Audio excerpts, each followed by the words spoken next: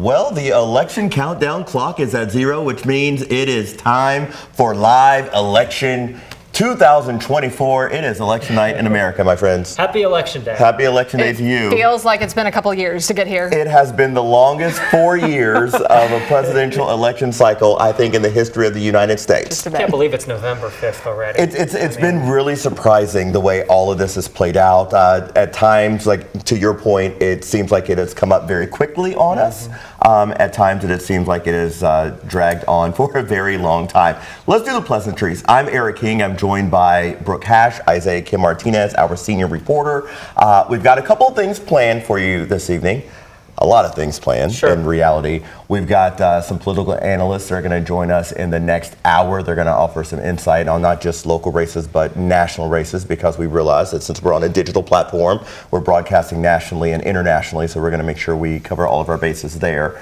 We're going to get out the door to some of our reporters. I think we've got 4 or 5 in different strategic locations. We got some folks obviously in Indiana. We got 2 crews there for the crucial Indiana governor's race. We know Kentucky does not have a statewide seat up for grabs this year, so Indiana definitely does hold that title. We'll see who wins on that one. Of course, we have some big amendments, some big ballot measures here in Kentucky, which we'll keep an eye on as well. And we had some hiccups in the morning to kick off with here in Jefferson County and Louisville and across the board in other states, dealing with those e-poll computer systems that help you log in and make sure that when you sign in to vote that you're not able to sign in again. And a lot of those were not working properly. They were overloaded because, again, we are talking record turnout here. Record early turnout. For early voting, almost 86 million people. And that number has been updating. Just in the time that we were sitting here, we were trying to figure out if it was 83 or 86. They confirmed that it's at 86.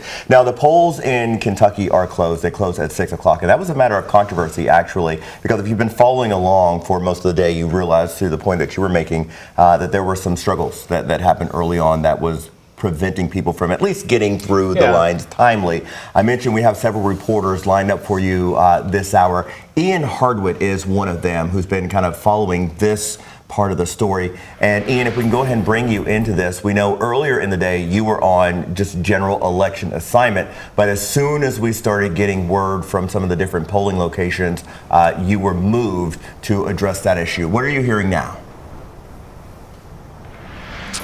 Eric, I'm hearing from the Republican side of things. They argued against the Democrats' extension in court to 8 p.m. They're saying that because the issue was resolved essentially by the afternoon, that they didn't really see it as an issue, as something that was stopping voters. And the judge in that case ultimately agreed. He argued that it would be unconstitutional to grant that 8 p.m. extension because the Constitution says that polls have to close by at least 7 o'clock. He also said the Democrats' lawsuit to give that 2-hour extension wasn't specific enough since there were polling locations that did not have that issue. Highlands Middle School was one of them. I was there earlier today. Now, the poll workers there speculated that because they opened about half an hour earlier than some of the other branches, it might have given that e-poll book system more time to update than maybe some of those other locations did. Now, it was still pretty tricky for folks who had to go to one of those locations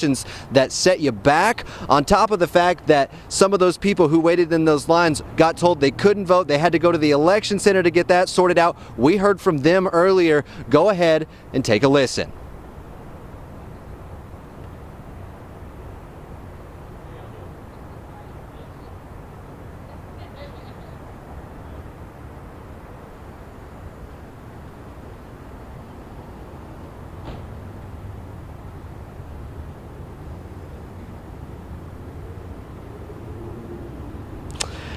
And with that said, I caught up with Councilman Anthony Piagentini here inside the Republican Party tonight. He said that he could have understood a smaller extension on the Democrat side of things, but since that issue was resolved by the afternoon, he was fine with that not being granted, although he did say that the county clerk should be prepared in the future for that. The county clerk pushing back on the mayor earlier calling for an extension, saying they need to let them do their jobs. For now, I'm live in downtown Louisville, Ian Hardwitt.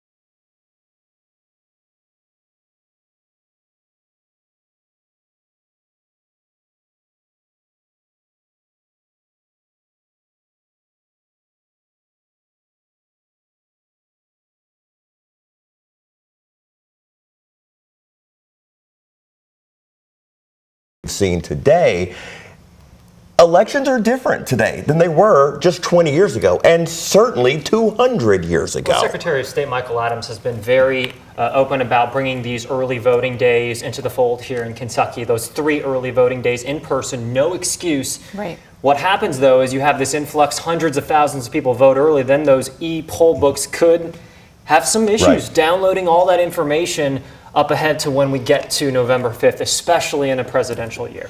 This is something that we talk about every election cycle, especially since the advent of the internet. So going back to the Al Gore, George Bush election in 2000, you remember Al Gore famously said that he invented the internet. So it seems appropriate that we go back there. But, you know, technologically, we're a different nation than we were decades ago. So there's going to have to be a come to Jesus moment where we talk about the electronic nature of these elections. I mean, if American Idol can get millions of votes in an evening, we've got to be able to, on some level, be willing to have the conversation about what elections need to look like going forward to hopefully avoid some of these slowdowns. And speaking of the top of the ticket here, one of our producers, Colby, is telling us that to the surprise of nobody, former President Donald Trump has already been called the winner in Kentucky as well as Indiana. Obviously, we know those are the states.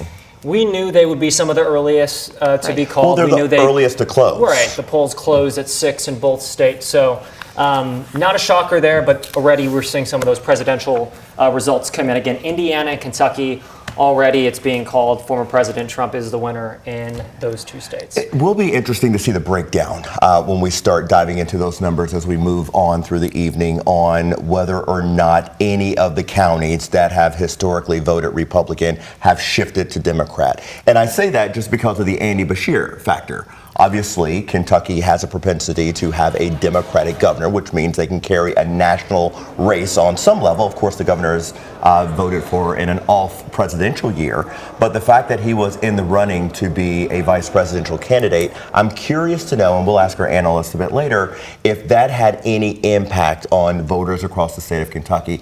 And in doing so, if that changed the direction of any of the solidly red counties. Right, and just being at the polls this morning, I myself voted this morning. A lot of people here I know did the early voting. It seemed like it took a little bit more time for people once they started to cast their ballot to really read through, and that's because we have 2 in Kentucky constitutional amendments, Amendment 1 and Amendment 2. That's where we want to go to our Alexander Goldberg, along with photojournalist Alyssa, with Amendment 2 and what we've heard from both sides of this issue. Alex? Yeah, guys, I mean, ballots are starting to be counted, but both sides are remaining hopeful in one last push to get out the vote. I heard from both opponents and supporters of Amendment 2 in their final arguments that they hope will resonate with Kentucky. Well, Natalie Rashad, a teacher with Kentucky Education Association, says the message that best resonates is that most students go to public schools and that they're already trusted places. Well, this was a central argument that we've heard this whole election cycle, that opponents of Amendment 2 say 90% of our students attend public schools. Americans for Prosperity, a right-wing super PAC, wants universal school choice. Heather Lemire says their strongest message is that there needs to be educational opportunity for every student, not just those with financial means. We spoke with folks on both sides about not only its impact in the metro, but also in rural counties.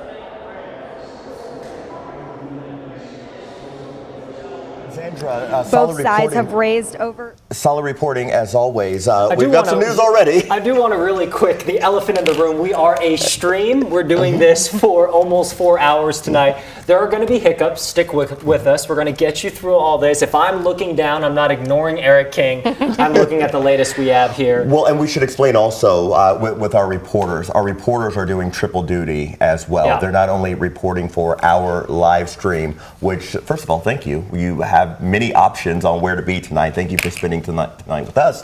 But our reporters are fueling linear, which is television, as well as digital, and all the other things that reporters have to do. They're doing a bunch of things at once, and we're giving them about a minute's notice to be on air. Yeah. Real quick, this is a big deal. Indiana governor we talked about. They've already called Mike Braun, the senator one of the two senators in Indiana as the winner. He will be Indiana's next governor. AP called the race at just about 7 p.m. That is a big deal. That is the moment the Central Time polls closed in Indiana. They already knew that he was the winner. And it's so interesting because this was a state that there were some questions whether the Democratic candidate, being a former Republican herself, Jennifer McCormick, a former educator, could maybe make that race closer, make it interesting, maybe even flip that state.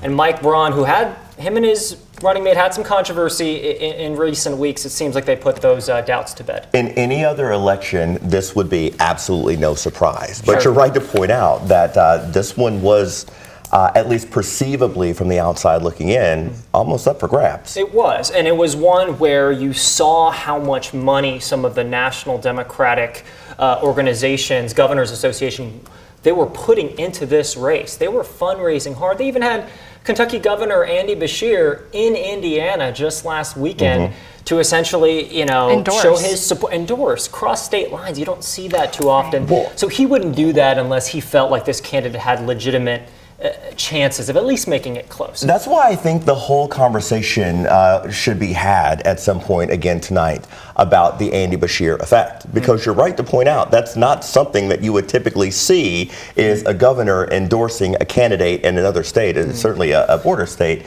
and the fact that he was likely asked to do that in this scenario speaks to the different level of stature that he has on a national level as a result of his potential positioning as a vice presidential candidate. Governor's races can be a little different too. Like, for example, Andy Beshear is the governor of Kentucky, a deeply red state. Governors can win based on just showing up. They can show up for communities. You know me, you know what I've done for your community, and that partisanship doesn't always reflect. A lot of other positions, like, say, Senate, it's not the same thing, which is why there was some thought that maybe Indiana, a solidly red state, could go blue for governor. But again, didn't happen. Mike Braun, he's a known name. People know him, and he's getting the nod there. Let's get to some of the 7 swing states that we are looking very closely at tonight. These 7 states will decide who becomes the next president of the United States. Arizona, Georgia, Michigan, Nevada, North Carolina, Pennsylvania, and Wisconsin. Again, Georgia, those results should be starting to come in. They've had some hiccups as well within their polling process. They even had a number of incredible bomb threats that they have said they have dealt with, but obviously that caused some issues in the afternoon hours. But Georgia should be wrapping up. It is 7:16 here Eastern time. North Carolina, that is going to be a big state to look at. They're wrapping up their polls at 7:30, followed by Pennsylvania, Michigan, Arizona, Wisconsin. The last of the 7 swing states, Nevada, closes at 10 o'clock. And when you look at all 7 and you look at the 2016 election results between Trump or Hillary, and then the 2020 between Trump or Biden, out of the 7 from the last election, 6 swung to Biden. Only North Carolina stuck with Trump. And it's Eric, go ahead. I was going to say, and Georgia's Secretary of State said that election officials should have results a bit quicker than in previous years, but that doesn't necessarily mean tonight. They've got a new check-in process in play there. You mentioned Pennsylvania also, their polls closing at 8 o'clock. It's not estimated that we'll get those results until tomorrow afternoon because they've got a state law that prevents election officials from counting absentee ballots until today. Which is important to note because in Kentucky and Indiana, you do it, it's mandated. Starting election day before polls close, you start counting those mail-in ballots. It's not the same in Nevada and Arizona. We might not know some of those mail-in ballots till later in the week, and we know that caused controversy back in 2020, Maricopa County in Arizona. And we're definitely going to focus on Maricopa County. We'll focus on Cook County, which is Chicago, Illinois. We'll focus on Harrison County in Houston, just because they demographically give us a good snapshot around the country. But when you point out the absentee ballot counting efforts and how they're different in a lot of states, it's important journalistically to point that out because we all remember the election of 2020, which Donald Trump has not yet conceded for the record. That was when some of the concerns or questions from the Republicans started to come in, when I remember Donald Trump famously saying we were winning and then all these other votes came out of nowhere. And where did those votes come from? Well, those were the absentee votes that were being counted at different times in different parts of the country. This year, it looks like the Republican effort to get the early votes out has been substantially seismically even increased over 4 years ago. It switched, and a big part of it was the former president went ahead and told his supporters, people who've supported him since 2020, to go out and early vote. That was different than in 2020. So you see so many more Republicans voting early now, so it's not as easy to just say, okay, votes coming in later are more likely blue. And when we talk about the early voting, again, close to 86 million people over the last couple of hours have been watching state by state and the amount of voters that each one has seen with early voting. And the percentages are about like 80% of the early votes are 80% of the total vote from the 2020 election, if that makes sense. Right. It really paints a I mean, picture. almost the entire totals that we saw 4 years ago have already early voted. And then you add on what we have today. I mean, for perspective purposes, we're talking about 86 million people have voted early. The population of the United States is about 360 million people. And that's not eligible voters. That's all people, right? So the amount of people that have voted early is, we can't call it a record yet, but let's be real. That's going to be a record. If you can only imagine having 86 intertwined with what we already dealt with today, with no early voting. I know. And back to that issue real quick. Which I mean, one? did we talk about the judge denying that We have not. extension Ian mentioned for the that, but you hours? can go ahead and... Ian's microphone cut out on us, so it's worth revisiting. It's interesting. I mean, you know, for us journalists in the newsroom, I mean, Kentucky from a national perspective becomes a bit of an afterthought a lot of times. But then sure enough, we come in the newsroom and what's leading our newscasts are issues in our city, right? Which is a big deal because you talk about people who took, again, the Secretary of State encouraged people to vote early. But there are some folks, he begged them. But there are folks out there, and I get it, you know, there is a ceremonial day of vote on Wednesday or Tuesday, take your lunch break. The problem is that lunch break had to be extended 1, 2, 3 hours. What if they don't get off work till 7? And that was where that extension effort, the mayor first kind of put it out there into the ether, the judge ultimately denying that. So we'll kind of probably see maybe on social media starting tomorrow, maybe some folks who are upset who maybe didn't get the chance to. Hopefully that was a small number. I will say that the stories that we heard of those 2-hour-long lines were more in the morning. Sure. By the time we hit midday, I didn't see any lines at the polling places that I passed. And so I don't think any of us would disagree with the effort that the Democrats made to challenge that and to ask for an extension. But in the grand scheme of things, that's really more symbolic. It appears to be more symbolic than anything because we already saw Kentucky has already declared Trump and put its electoral votes behind him. That we knew that was going to happen from the start. But it proves that every vote deserves to be counted. Every legal vote deserves to be counted. And that's what the ACLU was fighting for. That's what the Democratic Party was fighting for. So regardless of how the judge ruled on that, it seems to be a matter of principle more than anything. Let's get back to President real quick. This is very early, 3% of votes counted in Georgia. We have 51.6% of the vote for former President Trump, and 48% of the vote, again, in Georgia for Vice President Kamala Harris. Again, only 3% counted. We know Georgia was the first of the battleground states to have its poll closed, the only one at this hour. So makes sense why we're getting those results early. Again, very little can be told so early in a swing state like that to make that call. And Georgia took on Trump in 2016, but then swapped over to Biden in the last election. Oh, yeah. I mean, they have 2 senators who are both Democrats. I mean, Georgia being purple was something that was not thought about, you know, decades ago, and now you've seen how it's shifted. What's going to be very telling as we're looking at video right now of former President Donald Trump and former First Lady Melania Trump as they were voting this morning, earlier today rather, in Florida. But in Georgia, as you mentioned, those early returns coming in, what's going to be fascinating to see, likely no surprise, but just in terms of numbers, is going to be Fulton County, DeKalb County. Those are the counties that house and surround Atlanta, which is typically Atlanta is obviously very urban. Well, they pull the state. I mean, Atlanta pulls the state. It pulls the state on its own. And so what's going to be fascinating to see is if the numbers of voters in Atlanta or Fulton and DeKalb and the other surrounding counties are going to be substantially larger than in previous years. It makes me feel good to see the numbers coming out, whether you voted early, whether you were in the 2-hour-long today and you stuck it out. I mean, this is what today is all about. That's what this week is going to be all about at this point. Yeah, this is not ending. This is going to be a long night.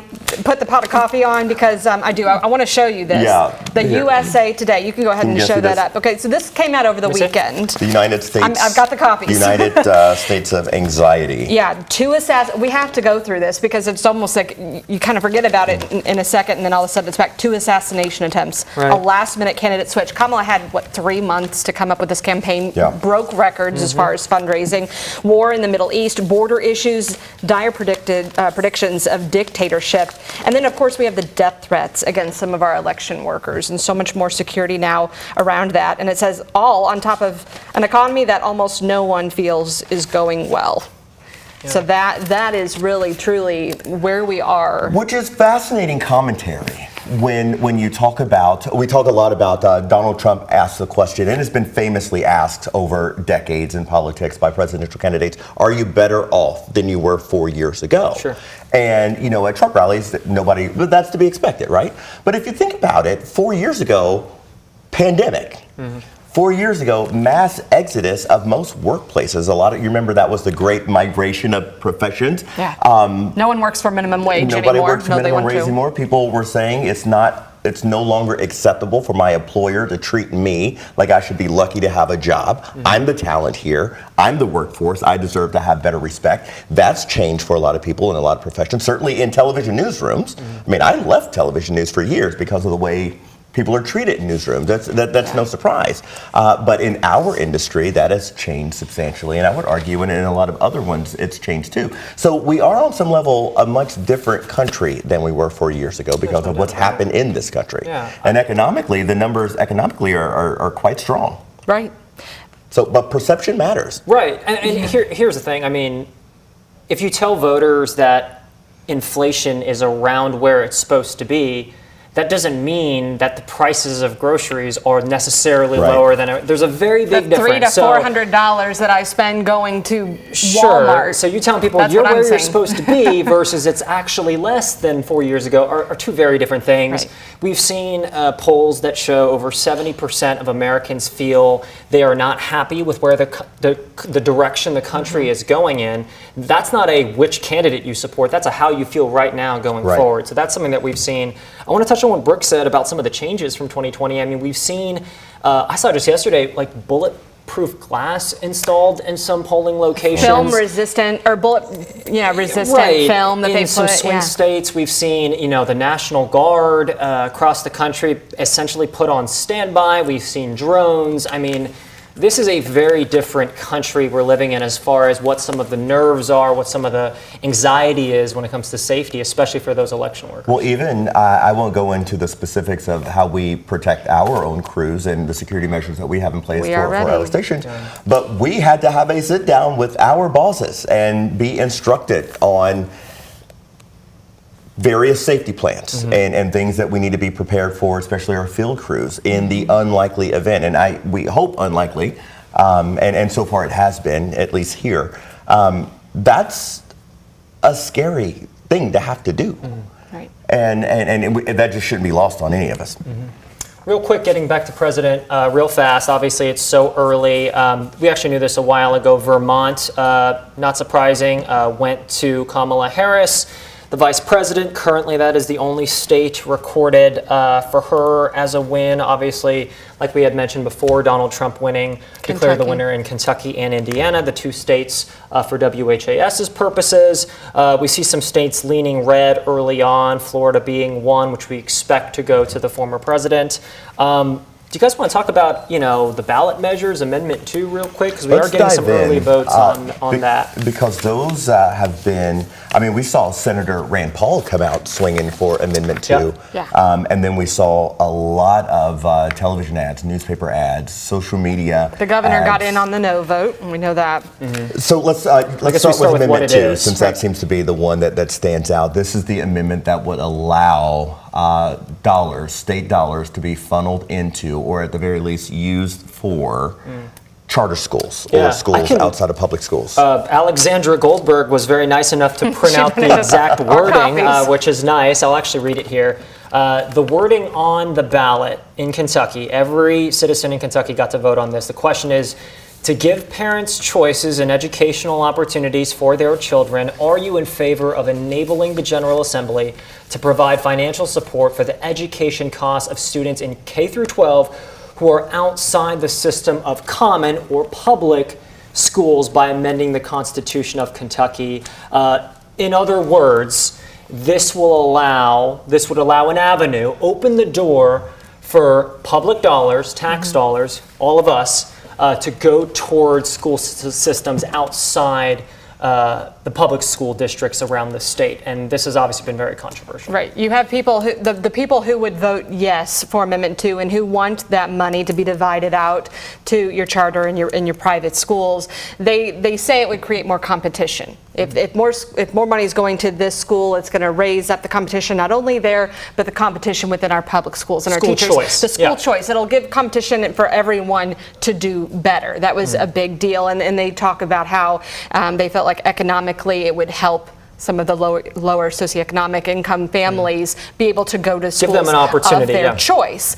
On the other side, you have heard the argument that it would not be enough to actually let them come, as far as scholarships. It's not going to be enough money to bring all those people there. They're still not going to be able to afford those schools. You have the public school teachers who say, wait a minute, our schools depend on the dollars coming in per child, per student. If those students start leaving for other schools, it's not helping us at all. You have the Eastern Kentucky schools that were, destroyed by the floods, and then the Western Kentucky tornadoes. Well, a lot of them don't have private or charter schools to lean towards anyway. Right. So it's essentially for them, it's a moot point. But they're already struggling in many aspects, and that's their argument, is that any money we lose is not going to make us amped up. It's just going to deplete us. I think what's been fascinating about this conversation statewide about Amendment 2 is the way the conversation has played out. From a communications standpoint, or from an argument or debate standpoint, this was made very clear to people. And I think anytime you're able to use in college, we called it the even if argument. I think in law schools they call it that too. Even if you are right on the points that you're making, then this is still a problem. Sure. And the argument that a lot of I think the governor made this argument was, even if you are right, that taking some public dollars and funneling into, say, charter schools is beneficial, you are still taking money away from an already depleted resource to supply our public schools. So even if you are right, you are still a problem. And I think when you lay it out like that, which is how it was laid out. I want to take this full screen.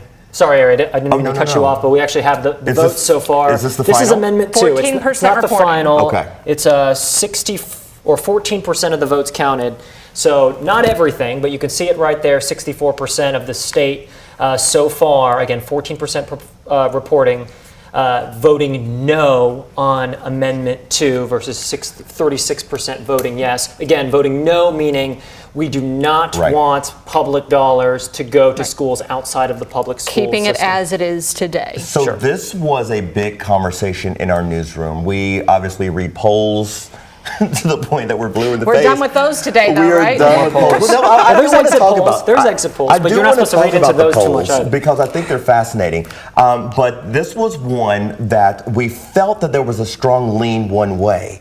But with the massive amount of people that were voting, that's new. And so we just weren't as confident in the number that we would have liked to have been. I want to go to Travis Breeze now, who has been focusing particularly on the Amendment 2 issue. Well, he's actually with the Indiana governor's race. Oh, he's with Jennifer McCormick. He's out over talking about, essentially, this is going to be her concession speech tonight after Senator Mike Braun has officially been declared the next governor of Indiana. Yeah, again, to catch folks up, very early on, soon after the polls closed in Indiana, like Brooke said, the current U.S. Senator Mike Braun will be the next governor of the Hoosier State. And I guess Travis, obviously the concession speech coming early on. Travis, what do you got for us?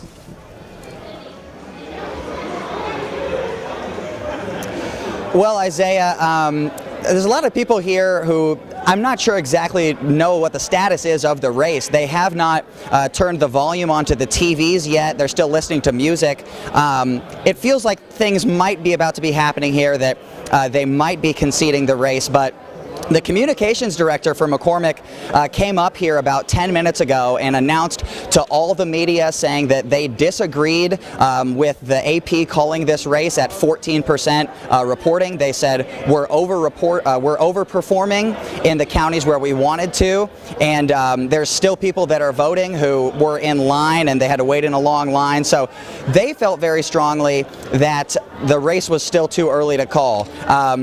But we do know over at Alex Dieterer's campaign party, they do feel strongly that Mike Braun has won. If we are going to toss to the sound right now, I did speak with one voter who said they are still holding out hope that this race is not over for McCormick yet.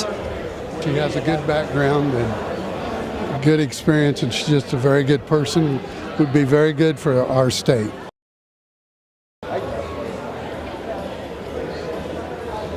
So there are a lot of people here still hopeful. They have not made any announcements at the podium yet or anything like that, but probably in about 30 minutes we should see things start to change here. We're expecting the chairperson for the Indiana Democratic Party to speak as well. For now, live in downtown Indy with Chief Photojournalist Philip Merle, Travis Breeze, WHS 11 on your side. Okay, Travis, thank you. Travis brings up a very good point, something that we should explain. He mentioned that the McCormick campaign was a bit frustrated that this race would be called for Braun so early, with the AP only reporting 14% of the votes being counted. Now, when we say AP, we are referring to the Associated Press. That is the structure by which we are using to call races. That's what's been done throughout decades. Right. It's a very reliable source, and that's we use the Associated Press and we'll use ABC News. But that is a very interesting call that they made so early. Let's get you out the door to Alex Dieterer, who's on the other side of that campaign with the Braun campaign. Who's the Republican, by the way? Who is the Republican, by the way, of course. Constantly be catching people up. Keeping the red state red, the right? Republican will we are be taking swimming in politics and information, so we're spitting it out as we have it. The Democrat obviously has. Absolutely. So Alex Dieterer now with the Braun campaign. Alex, it's good to see you this evening. Give us the lay of the land, what's going on there, what you're seeing, what you're hearing.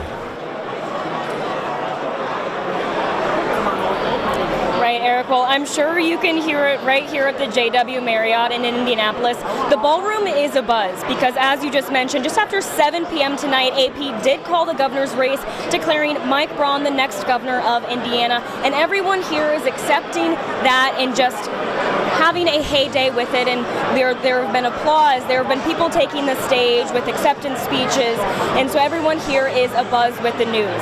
Now, I did speak with Indiana State Treasurer Daniel Elliott just as the call came in around 7 p.m. tonight, and he said that as a 20-year stronghold of Republican governors here in the Hoosier State, he wants to keep that going. Take a listen. And we're going to continue. It's going to be much longer than 20 years. I think we're going to see, a very long time of Republican control in the State House, and part of that is because Republicans are pushing out a message that relates to Hoosiers. I grew up in southern Indiana, used to be a Democrat bastion. We didn't change people.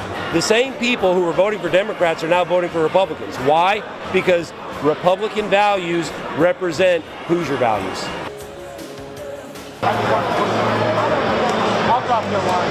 Now, an early call here in the Hoosier State for the next Indiana governor, but the party is just getting started right here at the Indiana GOP Watch Party. And we're told by Braun's communications director that he will be taking the stage in about 15 to 20 minutes now. So we will keep you updated with his acceptance speech once he takes that stage. But the room continues to be abuzz, and we are speaking to people who are just elated with the news. But we'll continue to bring new updates as they come in. Thanks, guys. All right, Alex. Thank you. Yeah, so we will check back in with Alex when there's an appropriate speech that's going to be given. We will see that happen in real time. And just really quickly here at 7:37 Eastern time, that means one of our swing states has officially closed as far as the polls go, and that would be North Carolina, which again is the only one. It was kind of blue for many years, but then in 2016 and 2020 voted both times for Trump. So we will see tonight whether or not it stays that way. There are some folks in the GOP who question whether North Carolina is truly a swing state. They believe Obama in the years prior was a bit of an exception. an outlier, but we'll see tonight. Georgia and North Carolina are pretty much the only two states where we may have a chance to get a called winner tonight. We'll have to see. That could be an indicator, of course, how the candidates feel as the night goes on. I think the national frustration is with Pennsylvania. Sure. Bucks County People are going to be frustrated with Pennsylvania. And just by the structure, we already know that we're not going to get a call from Pennsylvania this evening. What's the stat? 90% of candidates who won Pennsylvania for the president have. It's very strong. Won the White House. Really, I think the Democrats will tell you there's really not a path to victory without Pennsylvania. And knowing that going in is very frustrating and anxiety inducing for a lot of the country, because you go into the election day, it's always a countdown to election day, not to the end of election week, right? Sure. And so that's just something that's where we are. We do want to talk about the balance. Were you going to talk about the balance of power in Congress, or were you going to look at? You mentioned West Virginia, right? Yeah. Was there a Senate race? I don't think it was West Virginia. I'm just seeing this on my phone. Republican Jim Justice has flipped the U.S. Senate seat from West Virginia. After Manchin's retirement, so they are calling it for him. And they're projecting Trump, I believe, for that as well. And that's what's interesting. Yeah, West Virginia, according to the AP again, calling West Virginia for Donald Trump. The reason why that's because Eric brought up Jim Justice in the U.S. Senate. We're seeing states, when it comes to Senate, when it comes to House, and when it comes to President, start to align more by party. So it's not surprising that Donald Trump won West Virginia, obviously a deeply red state, but the fact that the former or the current governor there also, that was a race some folks maybe thought Democrats could be competitive in. Again, called pretty early on that it's gone red not only for President, but for U.S. Senate as well. And so we should mention that the balance of power in Congress is up for grabs. Huge. And I think that's something that is highly overlooked in national politics or presidential elections, because you're so focused on the top of the ticket. The reality is a president in power is... Well, they can't do anything. They can't do a lot unless they got at least one chamber of Congress. I mean, the House has its level of importance. All budget bills must originate in the House. The Senate basically has to sign off on anything and everything, and so it's hugely important how that plays out across the country, and that's something that we likely will have a good idea about by the end of the night. Is the Senate and the House. You talk about some of the policies, and the House could take a couple more days, so that might be something that we'll have to watch. I think we'll get a little bit further than some of the national conversation is leading us to believe. I mean, we've talked about some of the policies that both Kamala Harris and Donald Trump want to enact. You know, whether it comes tariffs on Trump's side, you talk about tax credits, help for first-time homebuyers on Kamala Harris's side. A lot of this doesn't happen unless you have support from the legislature. So you're right, Eric. It is hugely important that they get either candidate, the chambers, both chambers on this. And Indiana right now is voting on all 9 congressional House seats. Wow. And that's important to point out. All of them are up for grabs tonight. Because oftentimes, as you all know, as we certainly know from the national conversation leading up to any presidential election, it's all about your policy. What will you do? What's your stance on this? And you have a lot of people who are one-issue voters, and those things are very important. But it doesn't sound like, as we conduct interviews around the region, and as national reporters conduct interviews around the state or around the country, you get the feeling that not everybody knows what the president does, what they can or cannot do. Same with the governor, same with the mayor. I had the same conversation with Mayor Fisher when he was going out of office. Are you ever surprised that people have no idea what you actually do? And his answer was, they don't. And so when we talk about the president, a lot of people look into the executive orders. Well, if a president really wants, if Kamala Harris or Donald Trump really wanted to do what they say on the economy, healthcare, immigration, abortion rights, climate change and energy, foreign policy, crime and policing, they could just do it. No. That's not the case. You cannot do that without Congress. I mean, a lot of their influence comes from their appointments, whether it be their cabinet, if they get a chance, Supreme Court justices, who leads their executive agencies. We know that Donald Trump has been talking a lot about saving a spot in Health and Human Services potentially for Robert F. Kennedy Jr. So, I mean, that is where a lot of the president's influence comes in, as well as being the commander-in-chief, when it comes to any kind of foreign aid, those dealings overseas. That's obviously another aspect of it. Let's do this. It is 7:42 here in the Eastern Time Zone. We are in Kentucky. We are WHAS 11. If you're joining us on YouTube, which means you have, or since this is a digital show, you have the ability to watch us from anywhere in the world. And so we want to be very clear about where we are geographically and what we're doing this evening. I'm Eric King, joined by Brooke Hash and senior reporter Isaiah Kim Martinez. We're going to talk you through this night as best we can. We're not here alone. We've got two political analysts that are going to be joining us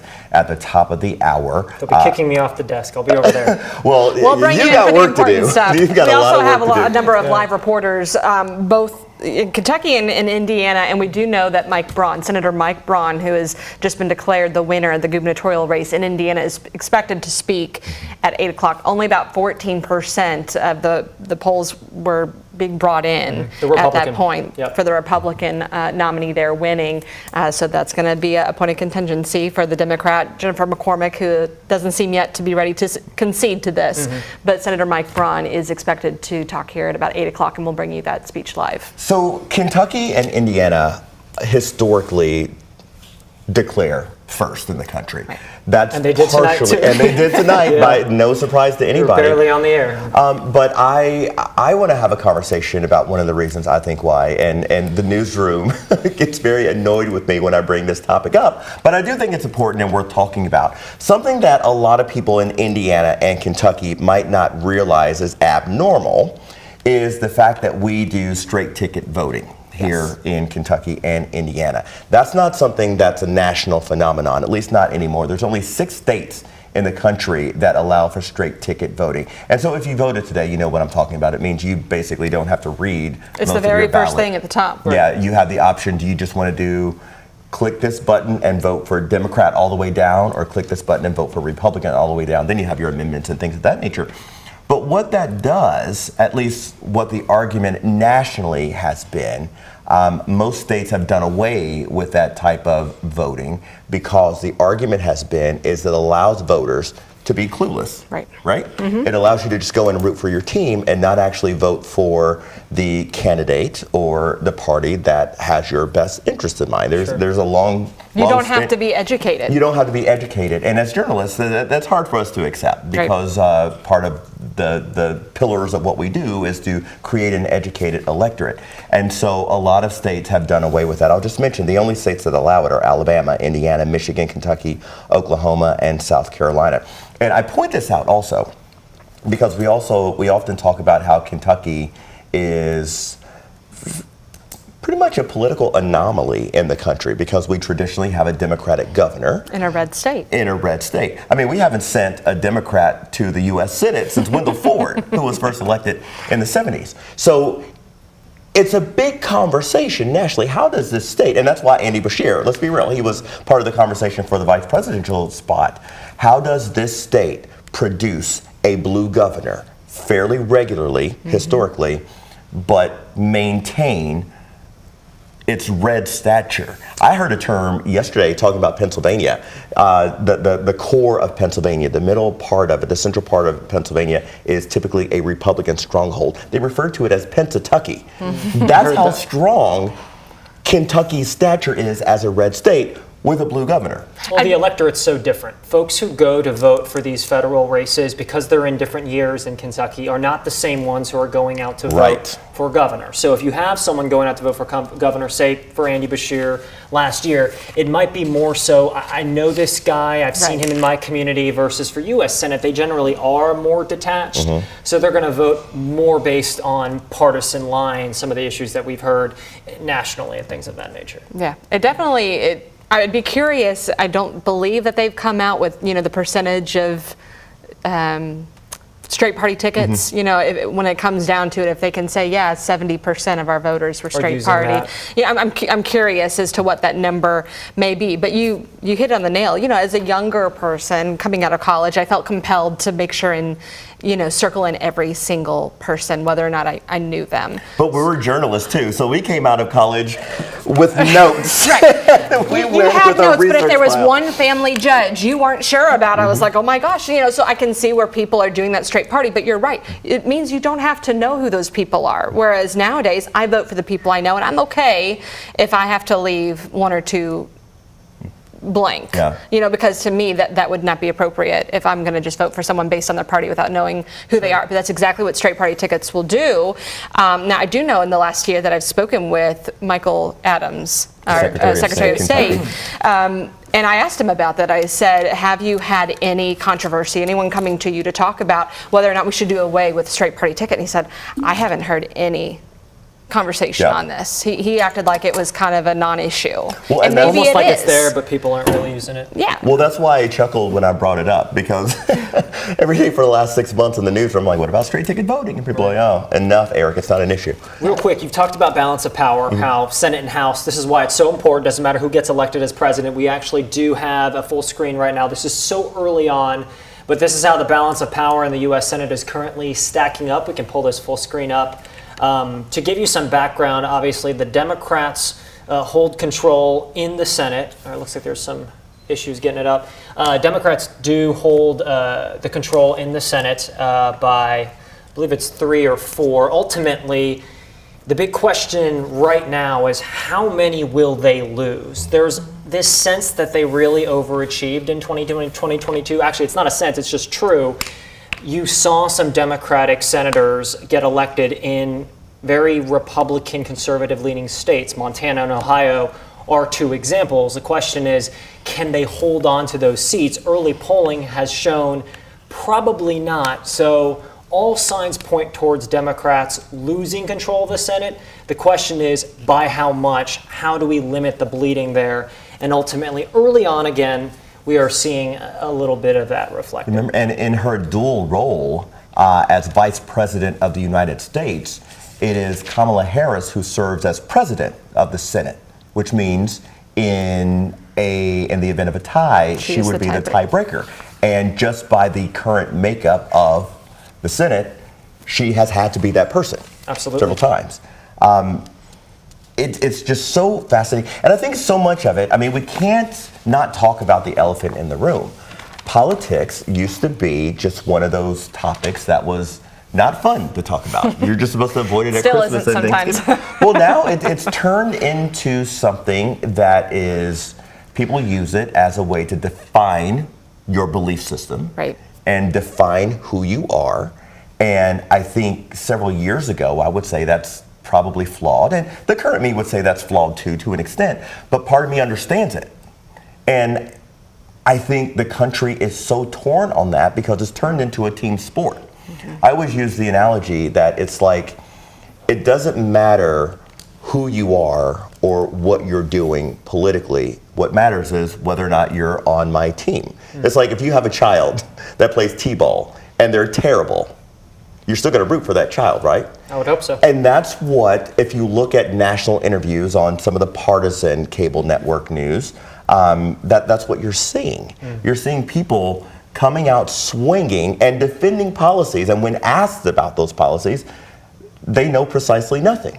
But they're rooting for their team. And I'm not saying that's terrible. I will root for my team any given day. But it gets very frustrating, journalistically, to have conversations with people who are so firm in their beliefs. Without knowing anything. But they have not done any work to solidify those beliefs and ground them in fact. Because you can be my best friend, but if you make it to the White House and your policies are completely opposite of what I believe in, then there was no point in me voting for you. Right. They are friends. I can confirm that. We very much are. Brooke noticed this too, Georgia, and again, we don't want this to seem like it's going one way or another. A swing state like this, it's so early, but we had 12% of the votes counted. We could probably pull up the full country showing those 7 swing states. Again, we have 12% of the votes counted in Georgia, according to AP. So far, 62%. Are going for Donald Trump, but you know we can't read too much into these red and blue You can't mirages. say that enough because the United States of Anxiety right now is monitoring every single shift. And mind you, some polls, the majority of the country the polls are still open. Yeah, that's true. Georgia, we still have Central, Mountain, Pacific. Yeah. We have 5 of our swing states. 5 of the 7 swing states are still going. The states in the Rust Belt, we're going to have the Arizonas and Nevadas could take a bit. Georgia, there might be a chance that we could get that result tonight, which would be very interesting. Obviously, Brooke has mentioned this. We know where they voted for President Biden, so it'll be interesting to see. We know that Kamala Harris needs that state, maybe not as much as a Pennsylvania, but every single one of these 7 are crucial.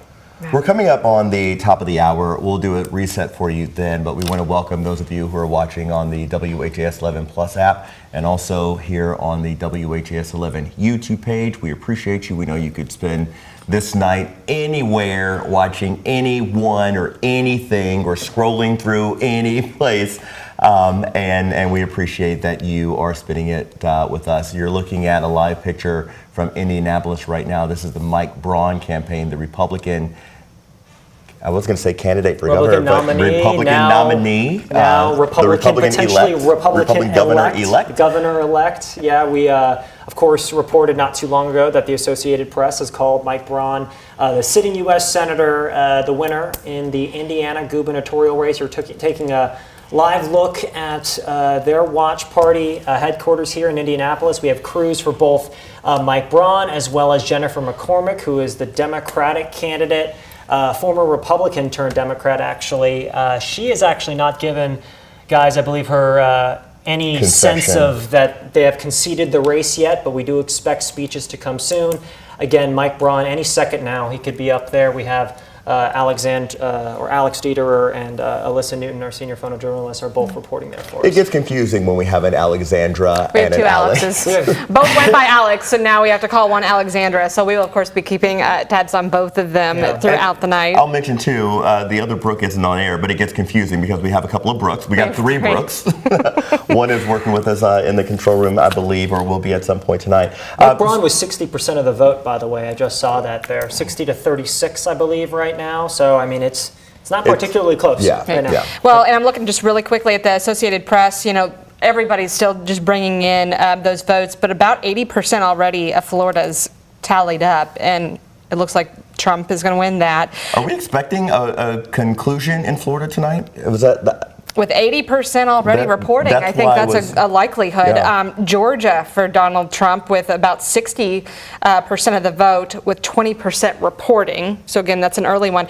North Carolina at just 3% reporting is at 68% for Kamala Harris in North Carolina. It's important to keep in mind, too, that early voting now, and we talked about this earlier, leaned more heavily Republican than in 2020. So these could be, we've got to make sure we remember that it isn't just, early votes, they were counted first. It's all Democrats. It's actually a little bit more divvied up. I want to stick with Florida and North Carolina, but let me do this real quickly. In 5 minutes, we're going to reset at the top of the hour. We're going to bring out some political analysts who are going to spend the rest of the evening with us, kind of deciphering this and that, and also adding some context and perspective to what has been a wild and crazy election cycle, seemingly a very long one, at some point a very fast one. But a lot has happened that since it's moved so quickly, we kind of glaze over it. Florida and North Carolina, they have something in common from recent months, and that's the hurricane factor. Mm-hmm. I'm curious to know if that had any kind of effect. Not in an effort to politicize it, but President Biden was offering the full resources of the federal government before those storms even hit. Mm-hmm. And Republican governors who were affected were profusely thanking him and praising the efforts. In what seemed to be a bipartisan effort to say thank you and please. And as it should be. As it should be. Yeah. I'm wondering, for the people who lived through it, we often spend a lot of time talking about the politicians and the policy and the politics of it.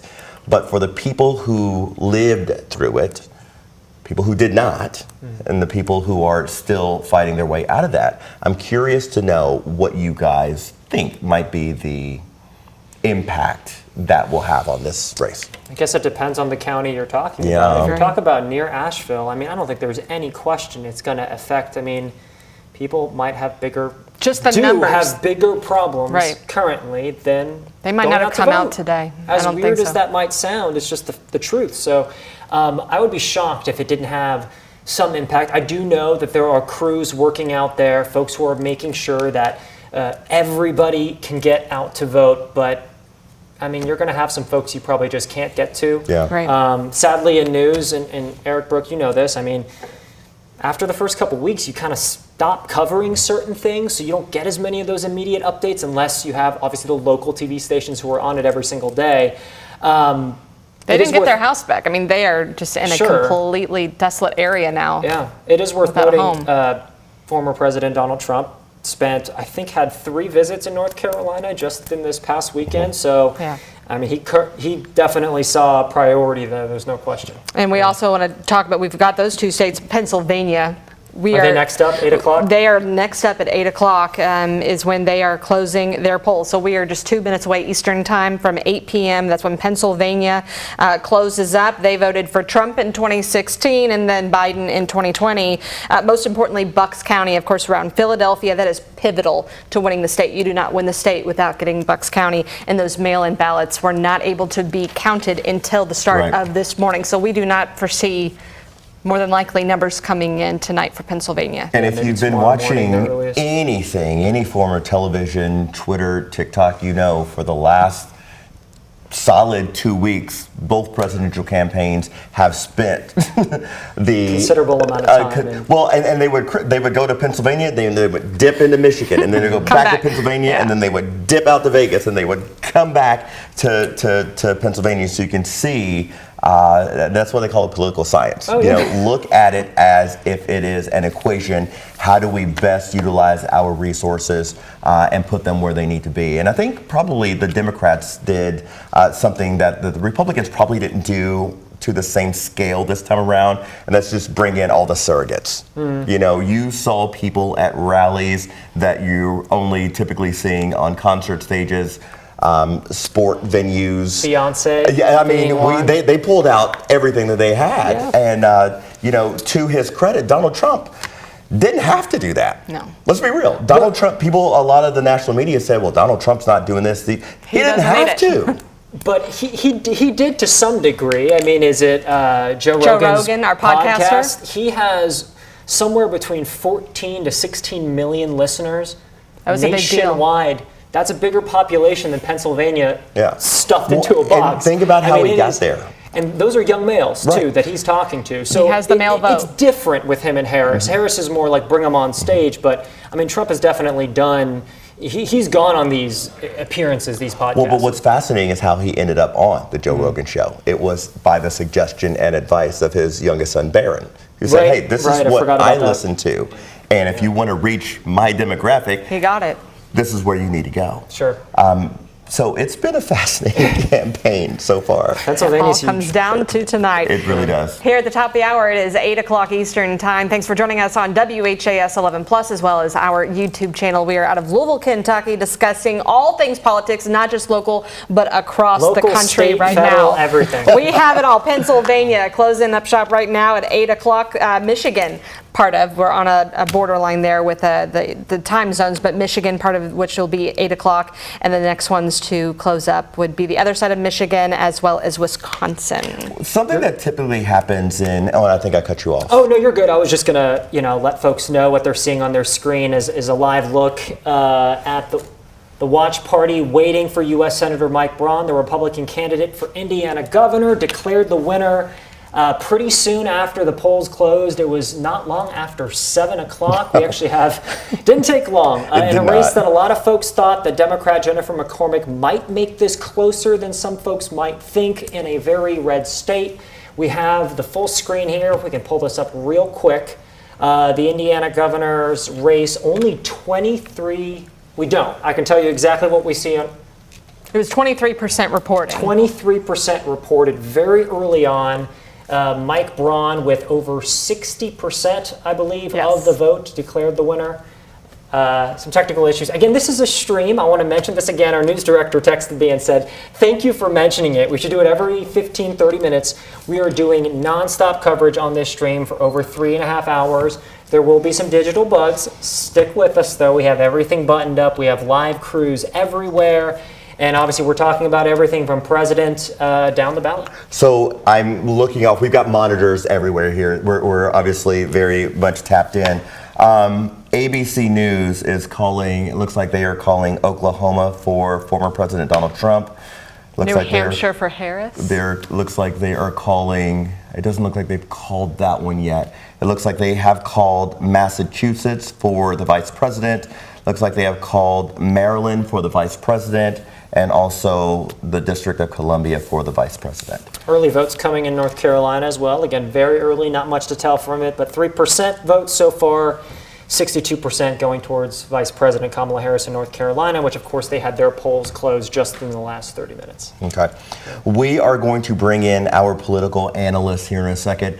Control, if we could throw up some videos so we can do a graceful switch out, or we can talk over whatever. We could probably show the Indiana. We're still waiting on Mike Braun. We are waiting on Mike Braun. Indiana and Kentucky, by the way, went to Trump. We knew that. We were the first ones to close, first ones to announce that we were going to stay red. I think you have a story for you. So here in the United States, our country goes about a unique process when electing our next president. And unlike most other countries, our leader is not chosen by a simple majority. So here's a deeper look into why we use the Electoral College. The United States used the Electoral College to pick the president. The founding fathers were split. Should Congress choose the president, or should it be left to the people? The use of electors was the solution. When you cast your vote for president, you're deciding which electors will represent your state. The number of electors in each state is determined by how many seats in Congress that state has, and that number is based on the state's population. So, for example, let's look at California. Every state has 2 senators, so right off the bat, that's 2 electors. California, the most populous state, has 52 representatives in the House, so the Golden State gets 54 total electors. Whichever candidate wins California will get all 54 electoral votes. There are 538 total electoral votes, 535 for the states and 3 for the District of Columbia. 48 states are winner-take-all. Maine and Nebraska give 2 electoral votes to the statewide winner and 1 for the winner of each congressional district. A simple majority of 270 electoral votes is needed to win. If neither candidate gets to 270, the House of Representatives will determine the president, but each state delegation, regardless of the number of electors, must vote as one. So there are only 50 votes up for grabs. The Senate will determine the vice president with a simple majority vote of all 100 senators. The popular vote winner has lost the Electoral College in 2 of the last 6 elections, and that has prompted calls to switch the popular vote system, but that requires a constitutional amendment. The Electoral College is something that's been a matter of controversy for quite some time. There have been a number of calls to abolish it, none of which have really made it to a high federal level to where any action has been taken. But it's still very much a part of the national conversation when it comes to these elections. It's also one of the biggest acts of faith in American politics, right? Because you have different delegates who are sent to cast their votes as delegates, and it's basically a faith system that governs that. So we'll see if that's something that comes into play later in the future. Something else similar to that, a lot of people have had conversations on a national level about changing the number of justices on the U.S. Supreme Court. That's something that this year has gotten a lot of conversation as well, but has not actually gotten to a level where any kind of change has been effected. Now, David Tandy just made a little bit of an appearance, a little bit of a teaser for you. Hi, everybody. How's your anxiety level? How's your spirit? How's your heart? Are you guys united in anxiety like USA Today is? I think we're more like the grizzled vets. We're like, back in my day.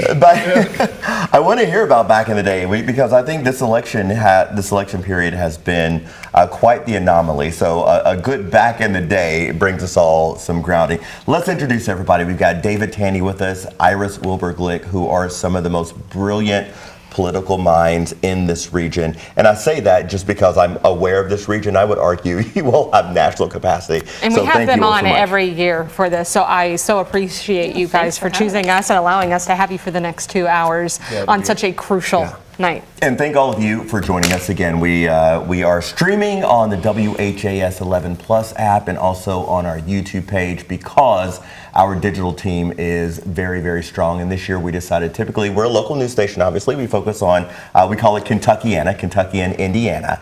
But we also recognize that so many of our viewers are impacted. All of our viewers are impacted on what goes on a national level. So the benefit of us doing this show tonight in this format is it allows us to really dive into some topics that most local stations don't dive into. So thank you all so much for being part of this. Let's just take the temperature. What are you feeling tonight? What are you feeling right now? What's standing out to you? What feels different or abnormal or interesting? I would say a lot of people are trying to, well, I'll say it this way. Each election is like a snowflake in that each one's going to be different and it's going to be its own thing, right? So with political science, you know, particularly when you throw science in there, you're typically thinking about it's based off of something that's happened before, right? And to a certain extent, that's true, but each election has its own complexity, its own components to it that makes it unique. Mm-hmm. And so some of this, like we were watching some of the national, coverage, back in the green room before, we were coming out here, and you were listening to some of the commentators on there, talking about, oh my God, Harrison is losing Florida by 10 percentage points versus Trump. It's over. It's over. Wait a minute. She wasn't expected to win Florida anyway. Nobody campaigned there. So what are we talking about? You're making up, hype for no reason, right? So it's kind of like I take the British say, keep calm and carry on. They just stay calm right now. Let's play this out. The British came up with that? Well, whoever. We don't do that well here. Whatever. Yeah, I'd like to echo a lot of what David just shared. It's going to be a long night, so everyone get real comfortable. No panic once midnight hits. We're not going to turn into pumpkins over here. Like, we have a long way to go in determining a lot of these federal races, particularly the top of the ticket. But yeah, was 2020 a reset? So obviously, I would love to fast forward a week from now to kind of do a look back to see, like, did 2020 set a new sort of standard for us and how we interpret early returns? Absentee mail, in person. Obviously Kentucky's taking on a new trend, and a lot more conservative and Republicans are embracing early vote participation. So what does that do? We don't have real-time information to understand, are these first-time voters to be cannibalized Election Day? So just a lot of look-back opportunities. But yes, 2020 was a reset. Folks are more interested and comfortable voting early. And then, we've experienced record spend. If I had $1 literally for every time someone complained of text messages, phone calls, emails, just the overall sort of like consumption of political content, I think the fatigue there obviously was effective because people are complaining, but record spend and just seeing like how people, in campaigns spend their time, money, and resources in a new world, sort of in a new election climate. That is, Election Day is really not Election Day anymore. It's election month. Yeah. Right. And again, going back to, like I said, going back to the back in my day, this is again where folks don't really. What's your day for clarity? What day are we talking about? So I don't know that far back. But if you stop and you think about it, before we had a lot of the technological advances, you wouldn't know who won an election until a month or so later because it took time for word to spread. Now, what does that say? Are there ways that we can do this more efficiently and do it in a manner to where we can get more instantaneous information out there? Probably so. Where there's not some gamesmanship that gets played with some of this. But at the same time, there's a lesson for us to recognize as well that we have to be patient in terms of how we process some of these things as well. We talked a little bit about that in our last hour, and I will mention Isaiah Kim Martinez is still here with us. So as different races are confirmed, as we learn new information, he's going to flag us and jump in and provide that information. So you're still going to be getting real-time information. But when we talk about, I guess, the progress of elections over the past, let's say, 20 years, the analogy we were making a bit earlier was, let's go back to the year 2000, the Al Gore, George Bush election. Mm-hmm. That's, the internet had only been around for a certain amount of time at that point, the internet that Al Gore invented. And during that election, we all know how much of a controversy that election was.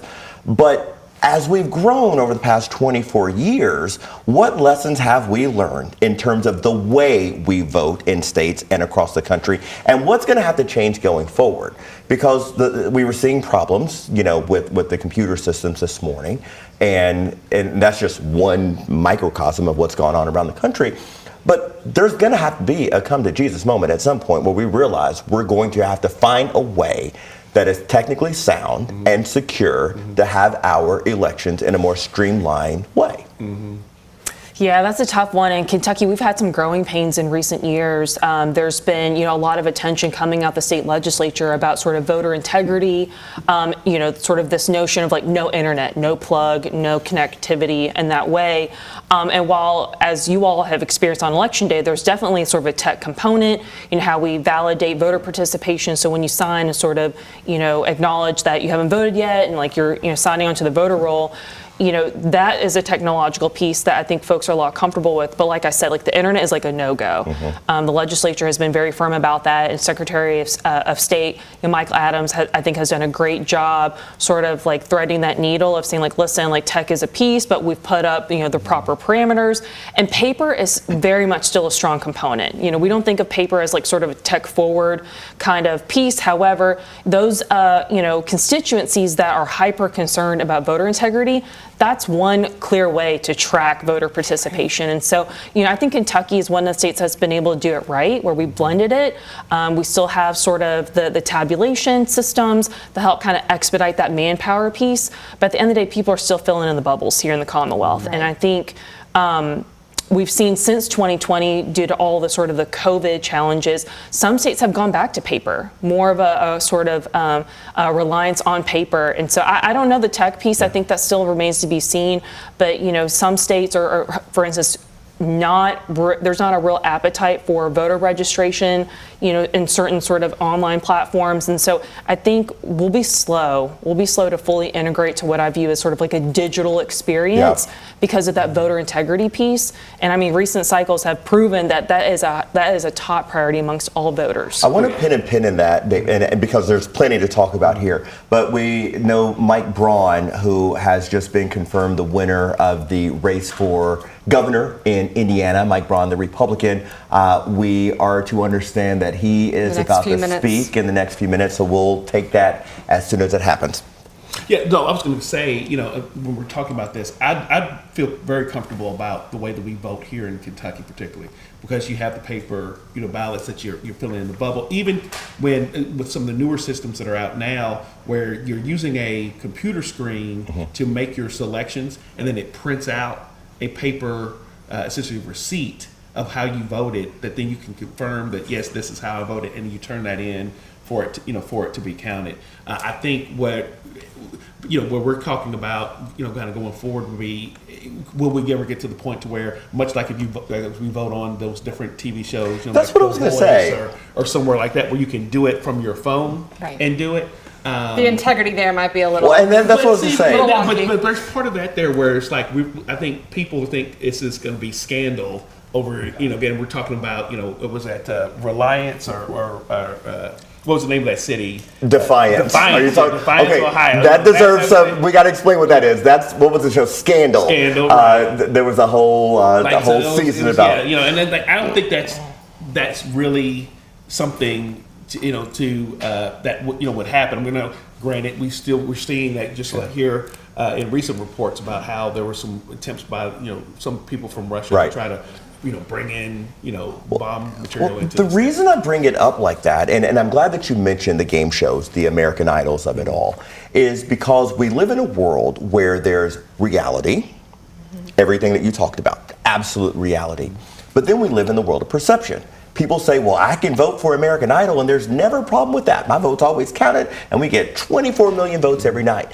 And they can't make they can't get that to gel in their brains. Why can't we just? Why isn't this an option? But obviously, that's not remotely secure. And you don't have to be a registered 18-year-old citizen of this country to participate in that. You can do it multiple times, over and over. Yeah. But the way that what I like about where we are progressing in terms of how we are conducting our elections is the fact that we have the opportunity now to have early voting. You have the opportunity now to request a mail-in ballot and to be able to, vote from home if you physically can't get to the polls to be able to vote and turn that in. That is secure. It's a way for us to be able to, you can check to see who's voted, who hasn't, and so you're not worried about somebody voting, twice or anything like that. So I think those opportunities, they're there for us. And where now you're starting to see this higher voter participation now, because at least in Kentucky, we've had 3 days of early voting. Down in Georgia, where they're making record numbers, they had 2 weeks worth of early voting, down there. So I mean, there's opportunities for us, I think, to where we can get it right, and to move forward to where more people are participating and making their voices heard. Close to 86 million people early voting. Those are numbers I don't remember ever seeing. Right. Obviously, each state year by year kind of extends the days and the amount of time. I mean, for you, that's a huge number on both sides. Do we know if it's more women, more men, a demographic at all? I haven't seen those breakdowns. Again, I wish I could fast forward a week from now, because that will be just absolutely fascinating to dissect, to see if there are trends to sort of glean from voting preferences that have come out. But some initial details that we can't understand, though, is that COVID has created sort of, I think, a new appetite to vote early, particularly amongst Republicans. I think sort of the level of trust has increased, and so those of us back in the day, when we do EDO, election day operations, I mean, for me, just trying to physically compute how, you don't have one day where you're doing an all day blitz of trying to get folks to the polls. I mean, you really extend it out. A couple cycles ago, when I worked on a presidential campaign, I was based in Nevada, and they've experienced early voting for a couple cycles now, but just the sheer sort of volume and intensity of the last month of a presidential campaign is immense. And so just think about, the record spend we've experienced. If more states sort of follow this trend where essentially election day extends out to a month, just think about what that means, moving up to, closer proximity to these primaries, to these conventions, making your closing arguments weeks in advance. It's just really going to, I think, push the intensity. So those of you that are frustrated with the text messages and everything, I think that's just a little taste of what's to come. But here's the thing with that. The way that the technology is advancing, and when we're running our campaigns, we know if you voted or not. So when you have cast your ballot, you will see those calls and those texts go away. Yeah, I don't know if I've made that connection. I certainly did not. Yeah, I just did. Went down to Georgia to help out down there, and when we were going out knocking on doors, we weren't knocking on the door for everybody in the household. We knew specifically who we were talking to, because we knew so and so had already voted. And as soon as I got to a voter and they were like, "Oh yeah, I already voted." Okay, I put it into the system. Their name was.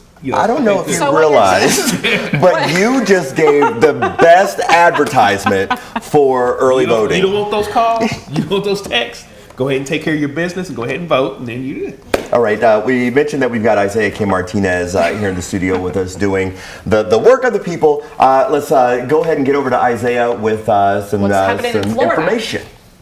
Guys, so far the biggest swing state that we've seen so far, or former swing state, I should say, the biggest electorally state we have so far, 30 votes from Florida projected to go to the former president, Donald Trump. Again, this is a state, being Florida, that used to kind of go both ways, and now obviously it's become one of the Republican strongholds here.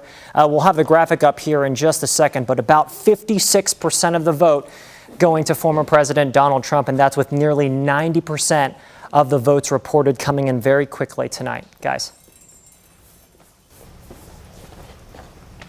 And of course, we're going to keep you up. Of course, with the Indiana governor's race, that's another big one that we're keeping track of locally. We have two crews in Indianapolis, one being for current Senator Mike Braun, the Republican, who has already been called the winner. This took just after 7 o'clock tonight, Mike Braun being called the winner. You actually see that here with just 23% of the vote recorded.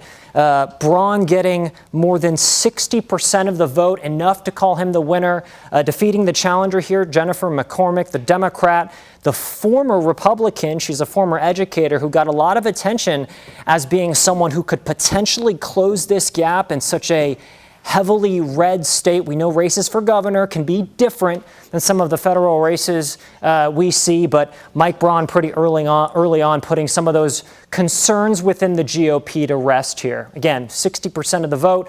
We have 2 crews in Indianapolis with both candidates and their final speeches. We'll, of course, bring you that live as soon as we get it. Guys.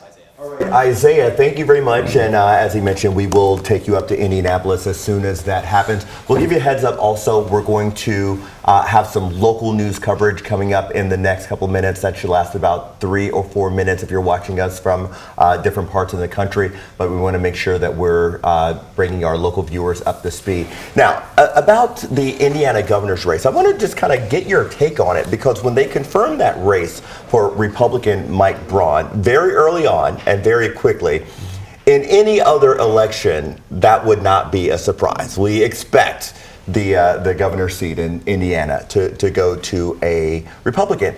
But this race was particularly fascinating, I think, because of the arrival of McCormick, who was a former Republican turned Democrat. And it looked like there was going to be a shot for Democrats to take the governor's mansion in Indianapolis. What do you guys make of that race? Well, I will say, yeah, so I think the assessment was, your assessment of it was correct.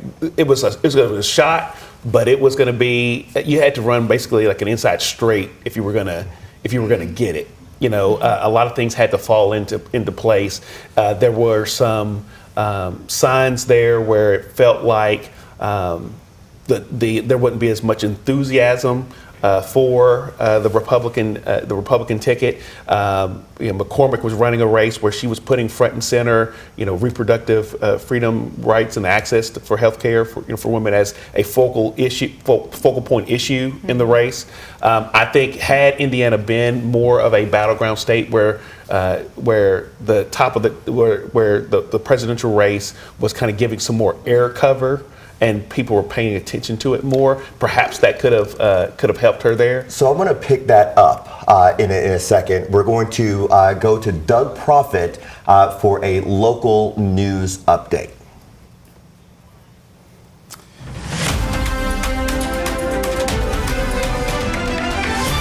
And this is a live election update from WHAS 11 News for all of Kentuckiana. Hello, everybody, and thanks for joining us. I'm Doug Proffitt, as ABC News is giving us a few minutes now to bring you up to date for the next few minutes. So let's go ahead and check the race for president as it's shaping up in the state of Kentucky. In 2020, Donald Trump won 62% to Joe Biden's 36%. Even though Biden carried the White House, Kentucky called early for Donald Trump, 63 to 34% tonight. Also, Indiana with 11 electoral votes going early for Donald Trump, 62% to 35%. Speaking of Indiana, Hoosiers have elected a brand new governor. Once again, on your screen, there you go. These are the national results for Donald Trump, standing right here at the moment with 3% of the precincts across the country reporting 54% there. And let's go back to Indiana. They've already elected a new governor. The state was called early for Republican Mike Braun, who had been underperforming in the polls early, but he sweeps out a victory there, as you see.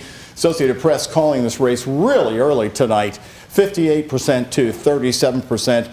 Jennifer McCormick, quite the story, the Republican who turned Democrat.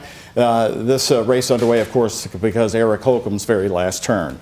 WHAS 11's Alex Dieterer is with Mike Braun's watch party tonight in Indianapolis. And Alex, I know that he's expected to speak and claim victory any minute now.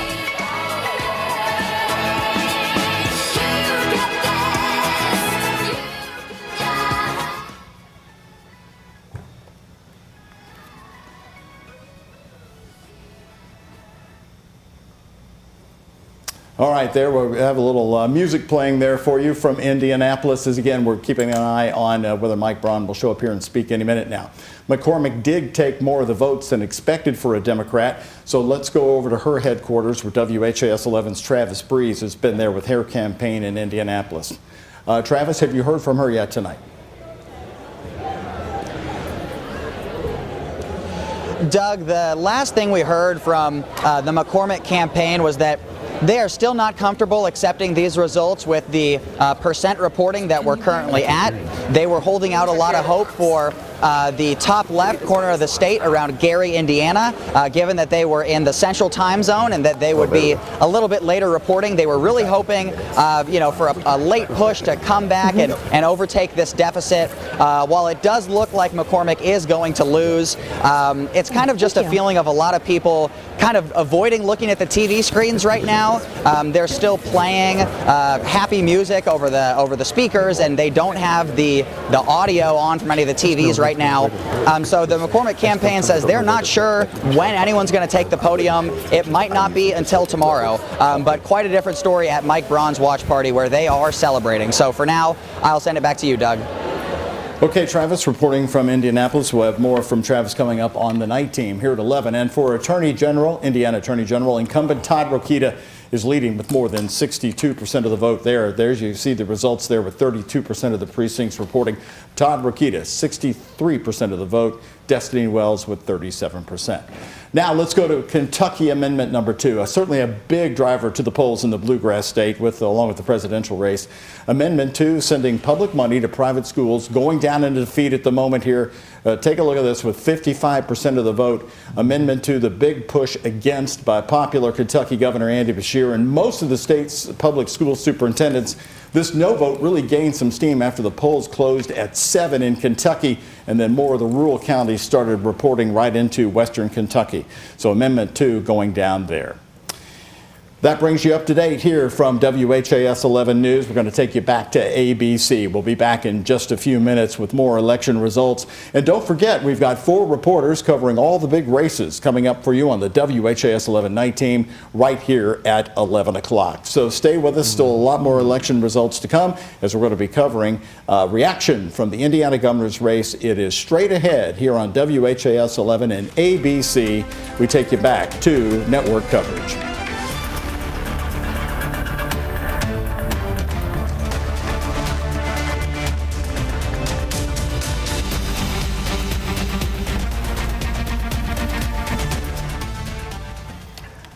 All right, everybody. Eric King here alongside Brooke Hash, David Tandy, Iris Wilbur-Glick. We're all for some political analysis. The headlines right now: Donald Trump has taken Florida. The vice president wins Maryland, Washington, D.C. The GOP has flipped the Senate seat in West Virginia.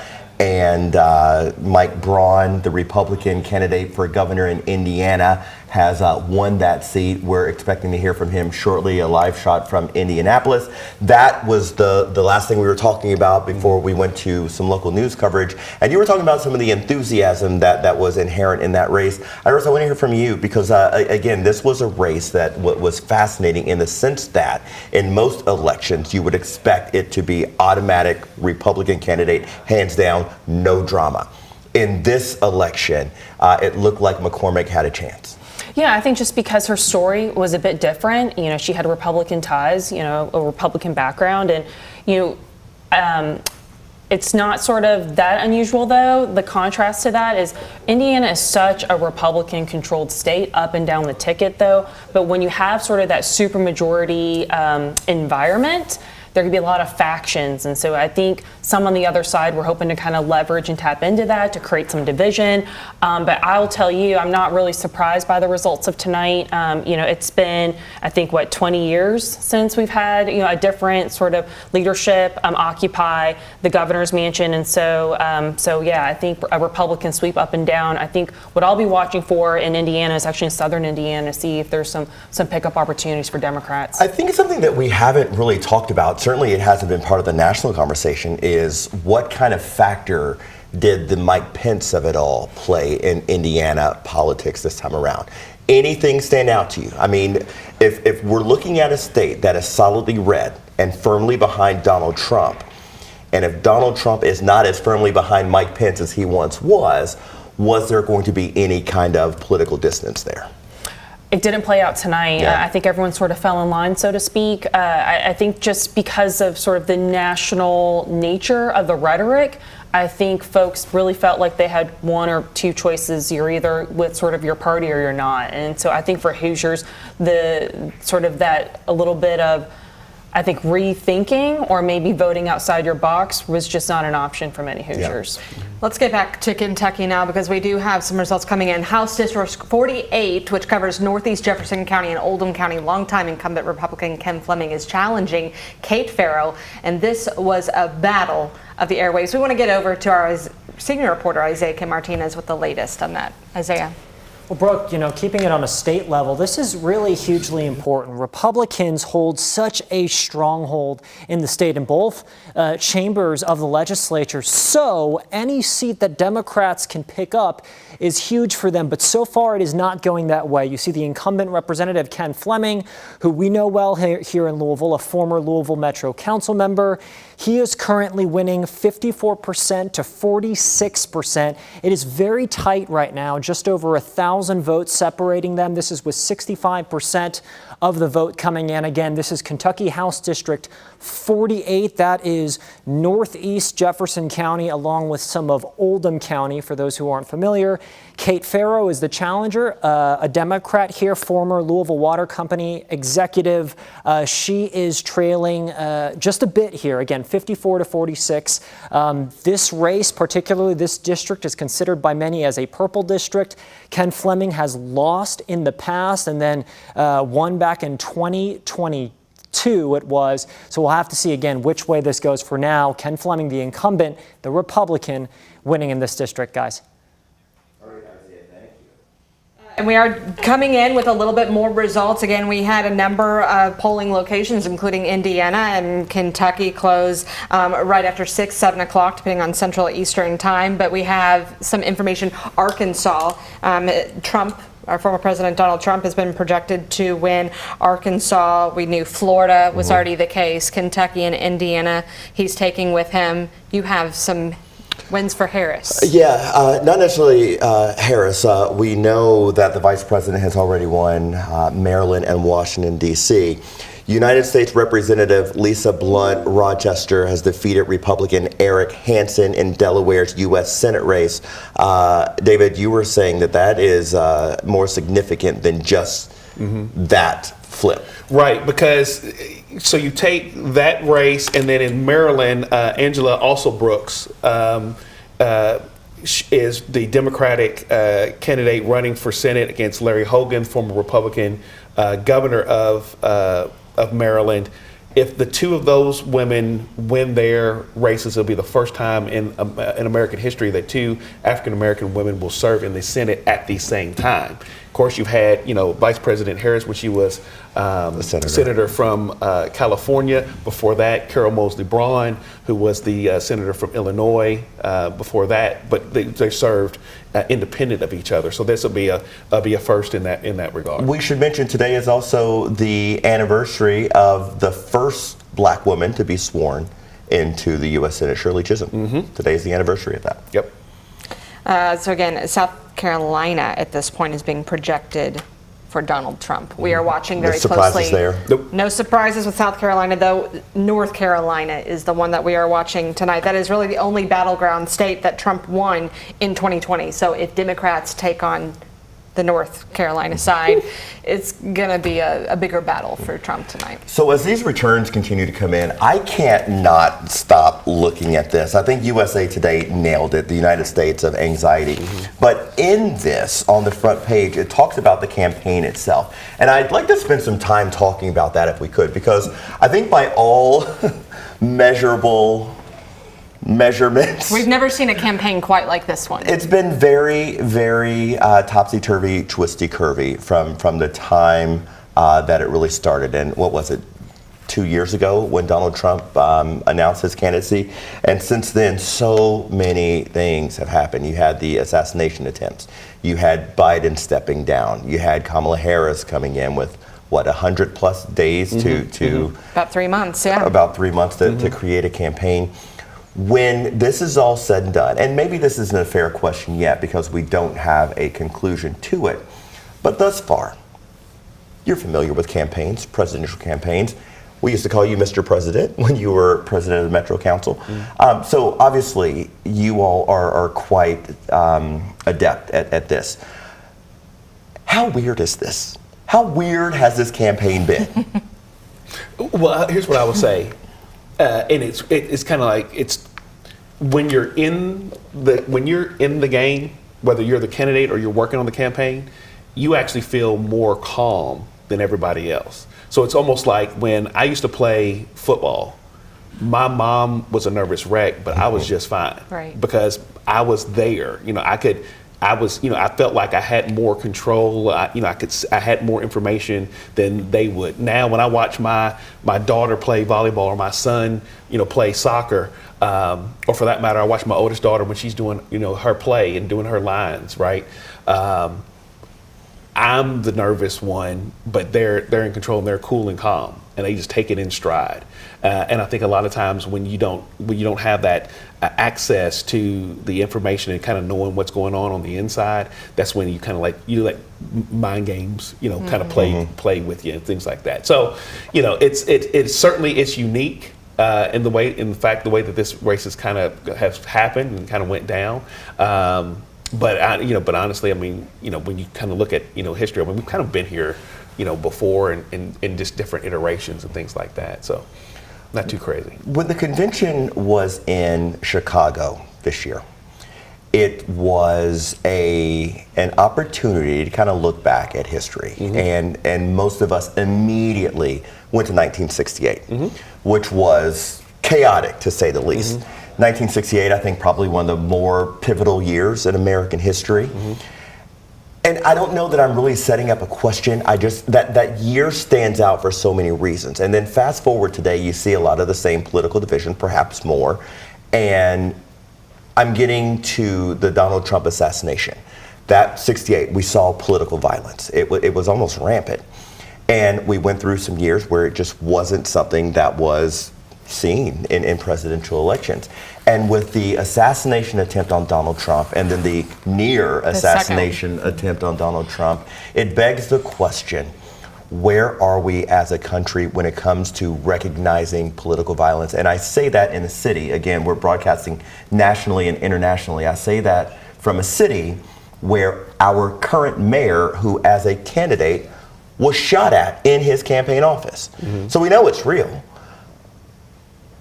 I'm trying to find the exact question in there, but it's more of a conversation about where are we as a nation at this point when we're having to look at a presidential candidate who almost was shot in the face on live national television. What do you make of that? I mean, David, I think you kind of said it. Like, we've sort of been here before, and I think we're sort of at just a weird crossroads. I don't want to say that we need to hit rock bottom, because I think some would argue, like, politically and just from sort of a just civil discourse standpoint, maybe we're there. But I think there needs to be sort of, a reflection of, where do we want sort of the future of our politics to go, and that's another conversation I've had with other folks is, what our Tea Party system and sort of the growth and evolution that Republicans and Democrats as a party and as like a party platform and some of the key issues, is sort of in the near term an opportunity to kind of reimagine what will be the next iteration of the Republicans and the Democrats, and maybe even sort of a surge in some independent movements. And I think, we don't know yet, but unfortunately it almost feels like we're numb, I think, as a country, sort of in this climate and, on the tail end of a global pandemic and just sort of rebuilding there. I think we're sort of just spread thin, jobs, economy, political, civil discourse. I think we're all just kind of getting piled on, and then on top of social media, just being inundated.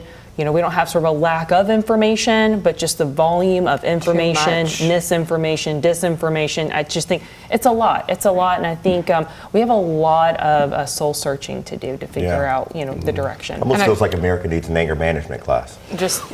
We'd be there for a while. Go ahead. I wanted to go more into that and just how both of our presidential candidates have handled their campaign over the last couple months. But I want to go over to our senior reporter, Isaiah Kim Martinez, who's standing by with more of the local votes coming in out of Washington County. Looking to be a dry or a wet vote tonight is what the residents there are voting for, Isaiah.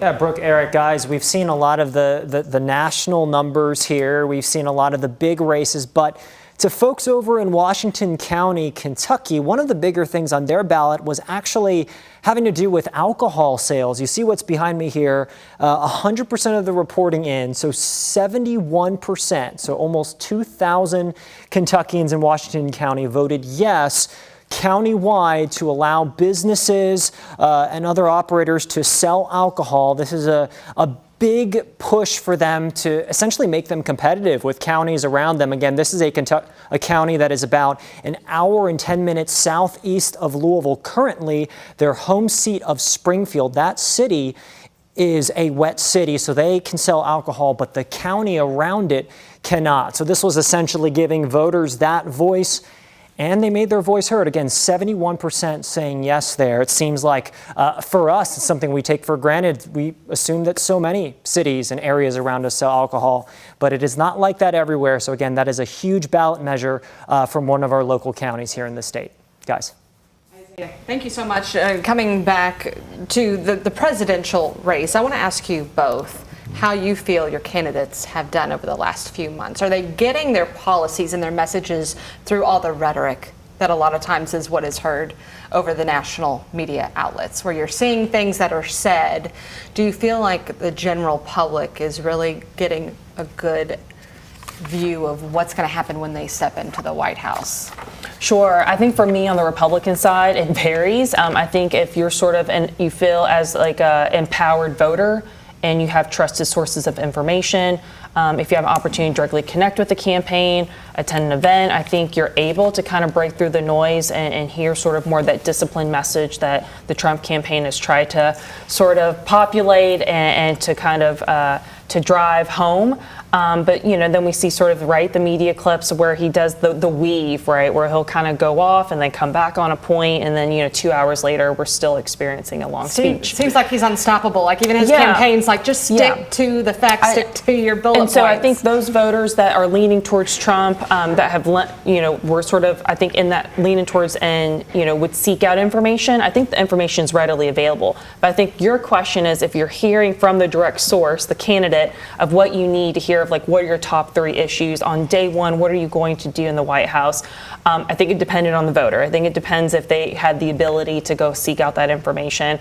Otherwise, it's a lot of noise. So the general public who may not be as educated and just taking those media clips, the Facebook, the TikToks. Sure. Again, like, I think the content was all out there. If you know where to look, it was there. But I think if you're just kind of looking for highlights, it could be a mixed bag. And I mean, I think sort of any sort of Republican that does what I do, it's hard to sort of defend former President Trump and sort of his ability to stay disciplined and deliver succinct messages. I think he has really good days, and I think other days are not great. So the content is there, but the ability for the candidate to just be on cue, ready to drop the 3 points and be concise, that has not been a consistent sort of feature of the Trump campaign. But I think that it's so if I'm looking at from the Republican side, and particularly from the Trump campaign side of thing, it's almost as if there were 2 things happening at once. If you watch just the media, just the advertising campaign, it was a very disciplined message that I think had the opportunity to be very effective, in places. But was that being delivered? But in a perfect world, you want the message that's being delivered over the airways to be consistent with the message that's being delivered by the candidate, and that was not the case as it relates on the Republican side, from my purview, in terms of how that happens. Because as Iris, pointed out, the president former president would start saying one thing, and then he goes off into his enemies list, and I wish the media would stand in the line of fire for this, and Liz Cheney needs to do this, and and that type of thing. But then we're getting into the the political rhetoric when we're talking about violence and things like that. If you were to look between the two, you never heard anybody on the Democratic side sitting there saying, well, we should line up our Republican opponents on the other side, and we should put them in front of a firing line. That never happened, right? So then when you're talking about how was the campaign delivered on the Democratic side, it was delivered in a very disciplined way.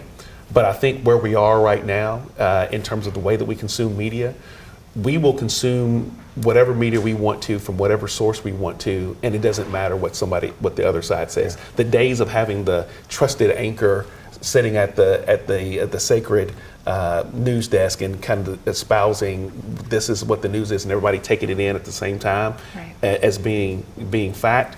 Those days are over. That's difficult for us to accept, and we know it's reality. But from at least from my view, looking at, and I've covered election. I've covered elections since Bush Gore. It feels now that people feel as though they can dismiss facts if those facts don't fit their respective belief systems. Couple things happening right now. Mike Braun's about to finally come to the stage, and we're going to hear his speech. But we need to mention, we got some news on Amendment 2 that has been called. We've got Isaiah here with us.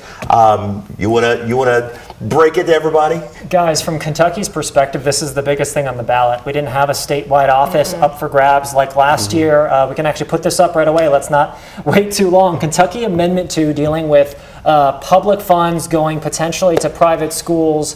Again, 65% voting no. You see some of the numbers there, 67% being reported, but Governor Beshear's folks have already declared this a victory. Again, they wanted this to be voted down. 65% no, 35% yes. So essentially a landslide here, more than double the amount of Kentuckians, almost 1 million Kentuckians voting no on this. I want to real quick read you the quote or the statement from Governor Beshear's folks saying, quote, Kentucky voters have once again definitively stated that public dollars belong only in public schools. It is time our legislative leaders recognize the will of the people and get serious about ensuring that every Kentucky child gets a world-class public education. Again, to give you guys some background and for folks watching as well, this amendment dealt with, currently the state constitution only allows public tax dollars to go to current public school districts.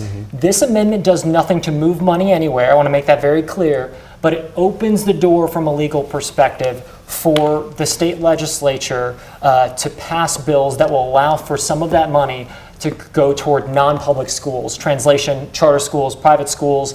It was an issue that wasn't red or blue. There were a lot of folks in rural counties that were against this because their public school is everything to them. But then you had folks on the school choice side, vote yes side, who are saying the public school system, especially JCPS in Louisville, is essentially not working. Test scores across the country or across the state are abysmal.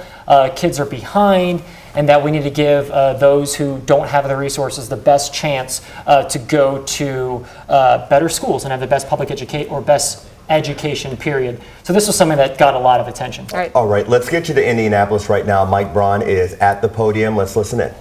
The Moontown Brewery that we celebrated, and the journey that I've been on over the last 7 years, most people would think you'd been crazy to do it in the first place. Dear, what do you think about that? No, it's good. Okay. All I can tell you is 7 years ago in August, when I declared to run for the U.S. Senate, there weren't many believers. And even folks close to you wondered, did you really have a game plan? Well, my game plan started very simply when I got to be the luckiest man alive to marry this lady here.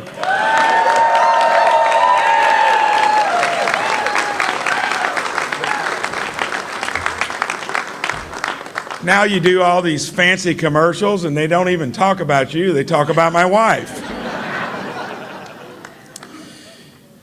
We were lucky, I think, going way back when we made the decision, unlike most did then, to move back to our hometown.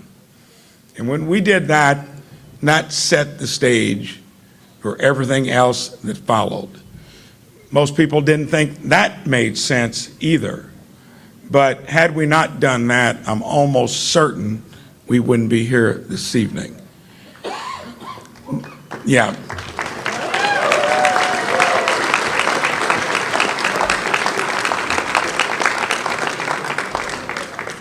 When you marry someone that says the priority is to have my own business and raise a family, how in the hell could you argue with that? So we came back and did just that. We lived the American dream.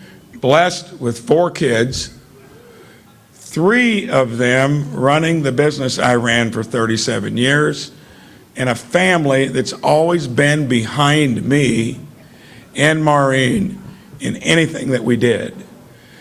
That truly is what life is about. And so often you get caught in the groove where you don't want to get out of it, because that's success measured in one way. To me, once you do it, I think you need to look beyond that. And that's what I decided to do 7 years ago. So that was a tricky navigation when you didn't really have any real experience at it. As I've always said, politics and government are a lot easier than running a business. Any of you that own businesses, yeah. Hell, in government, you just got to be smart enough to not spend more than you take in.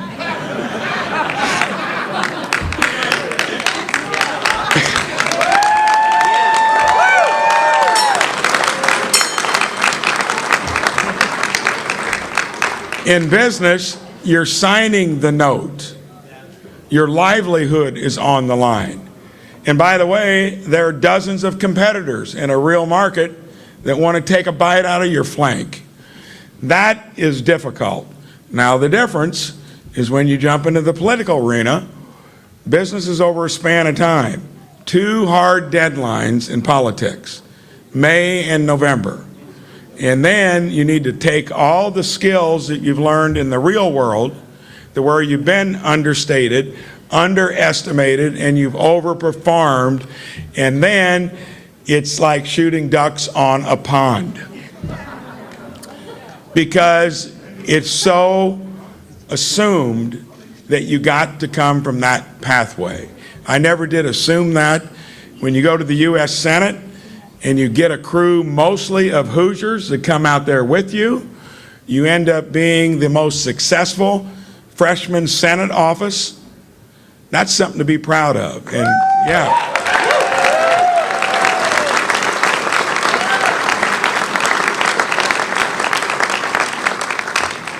And then in issues that really count, like healthcare, education, agriculture, you get more done than the senators out there you got to wheel out of there after 3 decades. Do you think I believe in term limits? Yes, I do.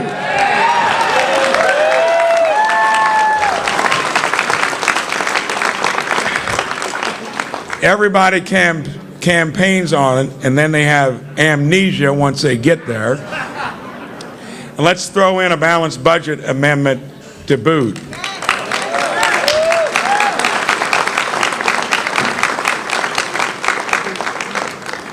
As hard as it was to get there, it begs the question, why would you give it up? Wasn't going to do it more than 2 terms anyway. And when I saw the fork in the road to burn another 6 years there, when the numbers, the fact that they're borrowing now $1 trillion every 6 months, and it was annually just 6 years ago, the interest on the debt's as much as what we spend on defense. We need to shock that place into reality.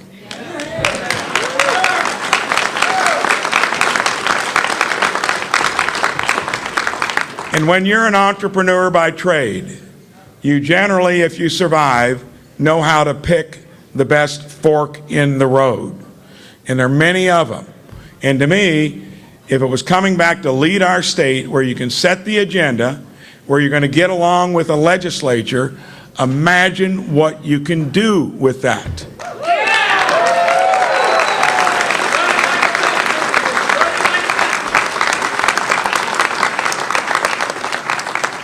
So we can be guaranteed that we're going to maintain great cash flow. That's a chip shot. I had to do that for 37 years.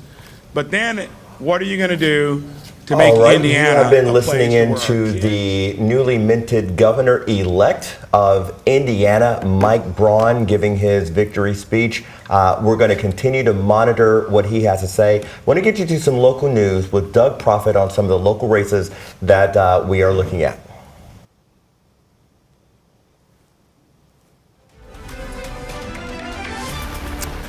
Your voice, your vote. This is a live election update from WHAS 11 News for all of Kentuckiana. Hi again, everybody. I'm Doug Profit. For the next 2 minutes here, we're going to bring you up to date on the latest big issues. Kentucky Amendment number 2, such a big driver to the polls in the Bluegrass state. Amendment 2. Going down in defeat, 65% to 35% of the vote. Look at that, 70% of the precincts reporting this campaign overall spent a total of nearly $20 million. The noes win tonight. Another big victory as well for Kentucky Governor Andy Beshear, who pushed hard for its defeat. Let's check out Amendment number 1. You also voted on that at your polling place today, passing with a margin now of 62% to 38%, 68% of the precincts reporting here. It prohibits non-citizens from voting in Kentucky elections. One race we've been watching closely in southern Indiana, it's the battle for southern Indiana. Indiana House District 71 representing Clarksville, Jeffersonville, parts of New Albany. Democrat incumbent Wendy Chesser-Dant is trying to stay in the seat, and she's having an easy time doing it. So far, just 2% of the precincts reporting. Republican Scott Hawkins is her opponent. Right now, 59% to 39% in that race in southern Indiana. Hawkins is a Jeffersonville high school teacher, and both are longtime Jeffersonville residents. Heading back to Kentucky now, House District 48, which covers northeast Jefferson County into Oldham County. Longtime incumbent Republican Ken Fleming is challenging Democrat Kate Farrow. This was a battle of the airwaves. Right now, Ken Fleming, 54% of the vote. Kate Farrow at 46%, 65% of the vote. They're coming in. Fleming in the middle of the abortion ban issue in Kentucky as there's a push to add more exceptions to that ban. That brings you up to date here from WHAS 11 News. I'm Doug Profit. See you back here in the next few minutes.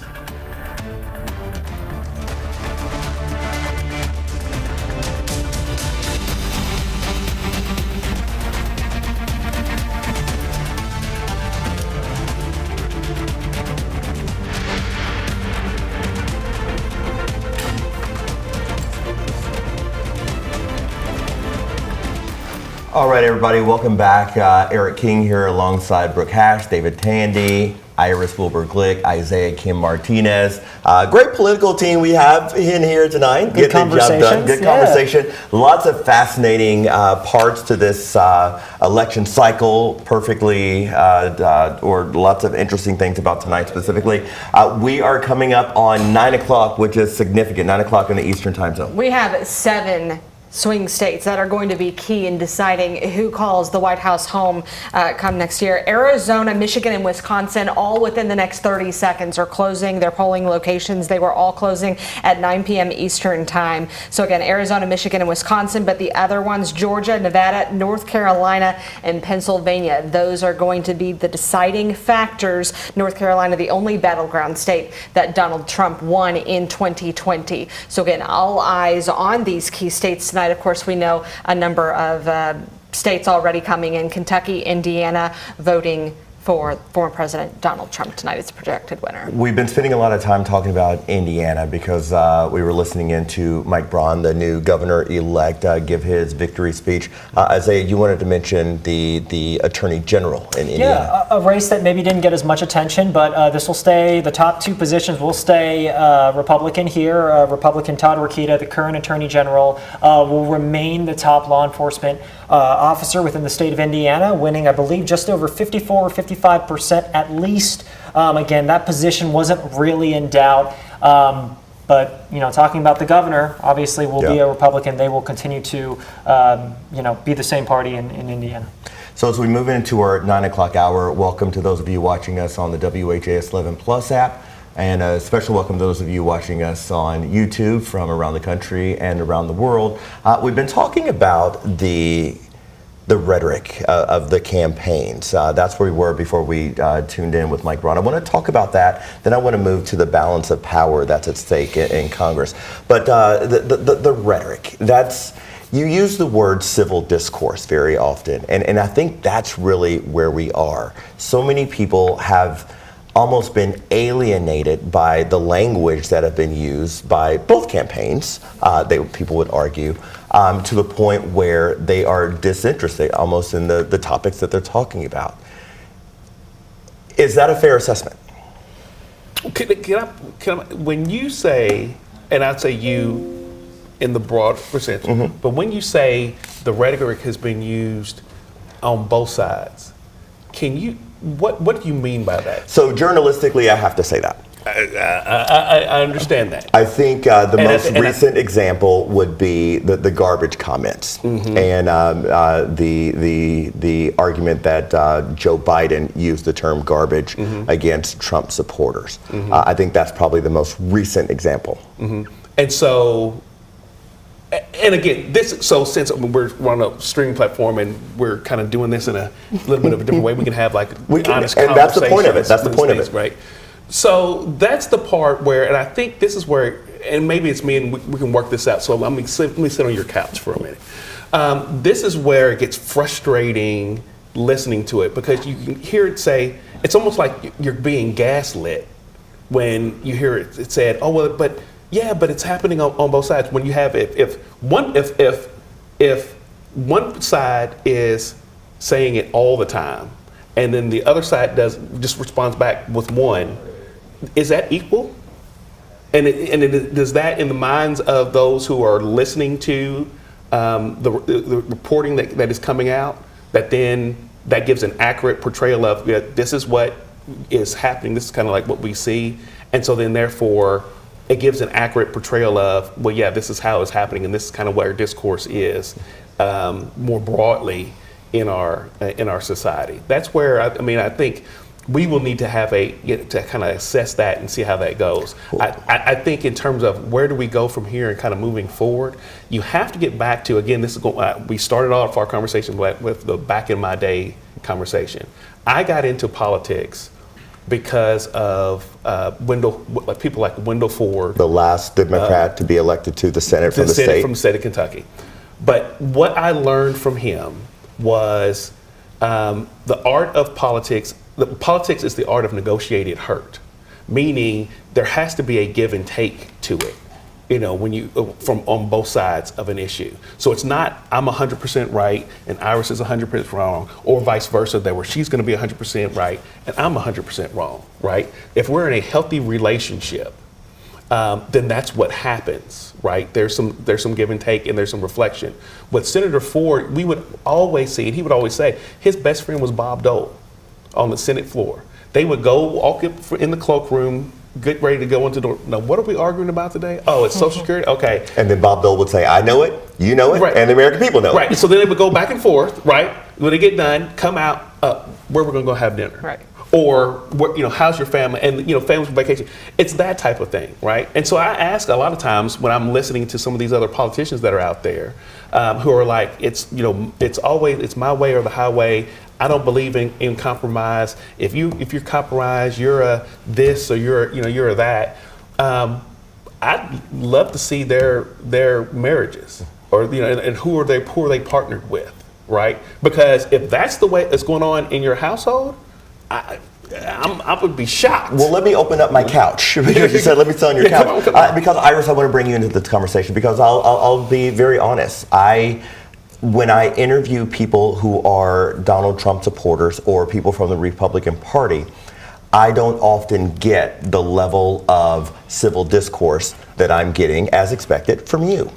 And what David is saying, he mentioned that politics is the art of negotiating, you referencing Senator Ford. Here we are in a state, in a political climate where Mitch McConnell rules supreme in the world of politics, and he is widely heralded as the architect of obstruction politics. And so when people make that argument to you as a Republican strategist, how do you push back against that? How do you get to a point, or is there willingness on the Republican side to get to a point where what David is talking about can be true again? Yeah, I think we need to kind of take a step back and kind of ask questions like, what sort of motivates this type of behavior, this type of turnout, how does this type of rhetoric exist? And sort of where I break it down into is, political creatures. I know that's not probably a nice way to put it, but essentially, elected officials, political creatures are motivated by re-election. And so when you look at the electorate, they are empowered to essentially vote you in or vote you out.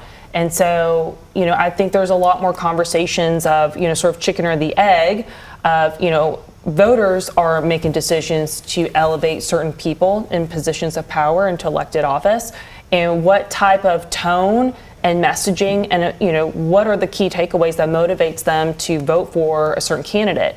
And so we bring up compromise. I think it's sort of accelerated in recent years, but compromise is a very dirty word. Whether you're looking at it, at city council here in Frankfurt, and then into Congress. And so, I think America generally, we've gotten away from that. It is more of that give and take. And so I think until voters sort of embrace more of that, I think voters across the spectrum will get different results. I think the pressure will be on elected officials to change behavior and to have more of a willingness to work with others that have different ideas. But right now, I think everyone's stuck in their echo chamber. And it seems that sort of fuel to this fire is, well, we don't like the rhetoric, but the rhetoric continues to empower people to make certain types of choices at the ballot box. So how do we break that cycle, I think is the question. Yeah, I think Iris made a great point there in that well, there's 2 points to it. One is you have to have, as an elected official, you have to have the courage. I always harken back to John F. Kennedy's book, Profiles in Courage, right? Where there were those elected officials who had the courage to say, yes, I'm hearing what maybe the broader public is saying, but in this moment, it does not call, I have to go against what my constituency or what the broader public is saying because it's not the right thing to do. There are times when that courage has to be displayed from the elected official part. At the same time, those elected officials who do reach across the aisle and try to work with other people and try to bring people together have to be rewarded for that type of effort. And that then falls on the electorate to be able to do that. Because a lot of times, if I reach across and I get, my hand smacked, I'm not going to be reaching across, many more times because that's what's happened. And I'll give you an example. So I was affiliated with a national sort of pro-business organization that saw a major gap to fill. As the sort of the quote-unquote business community, they've been able to demonstrate having effective relationship on both sides of the aisle, right? In order to get stuff done, depending on whatever level of government. So they made the case saying it is good for business when we have bipartisanship. And so they made a strategic decision, this association, to essentially create a political organization that would reward people, that essentially would put money in races and elevate elected officials that demonstrated their willingness for bipartisanship. That quickly did not take off because people were scared to put money behind that, saying like, so essentially we're trying to reinforce that people need to maybe rethink their values or compromise on core values or just something that was really not the point. And so the fact that we do need to kind of reshape how we think of our candidates and how we reward them for certain behavior, like all of that needs to be reimagined, but it's sort of feeding this endless cycle. And so this is a very forward-moving conversation. The unfortunate part of it is the other side that we know to be true historically is what we've learned from countries that have strong leaders or dictators or semi-presidential republics. The best way to unite people is to give them something to hate.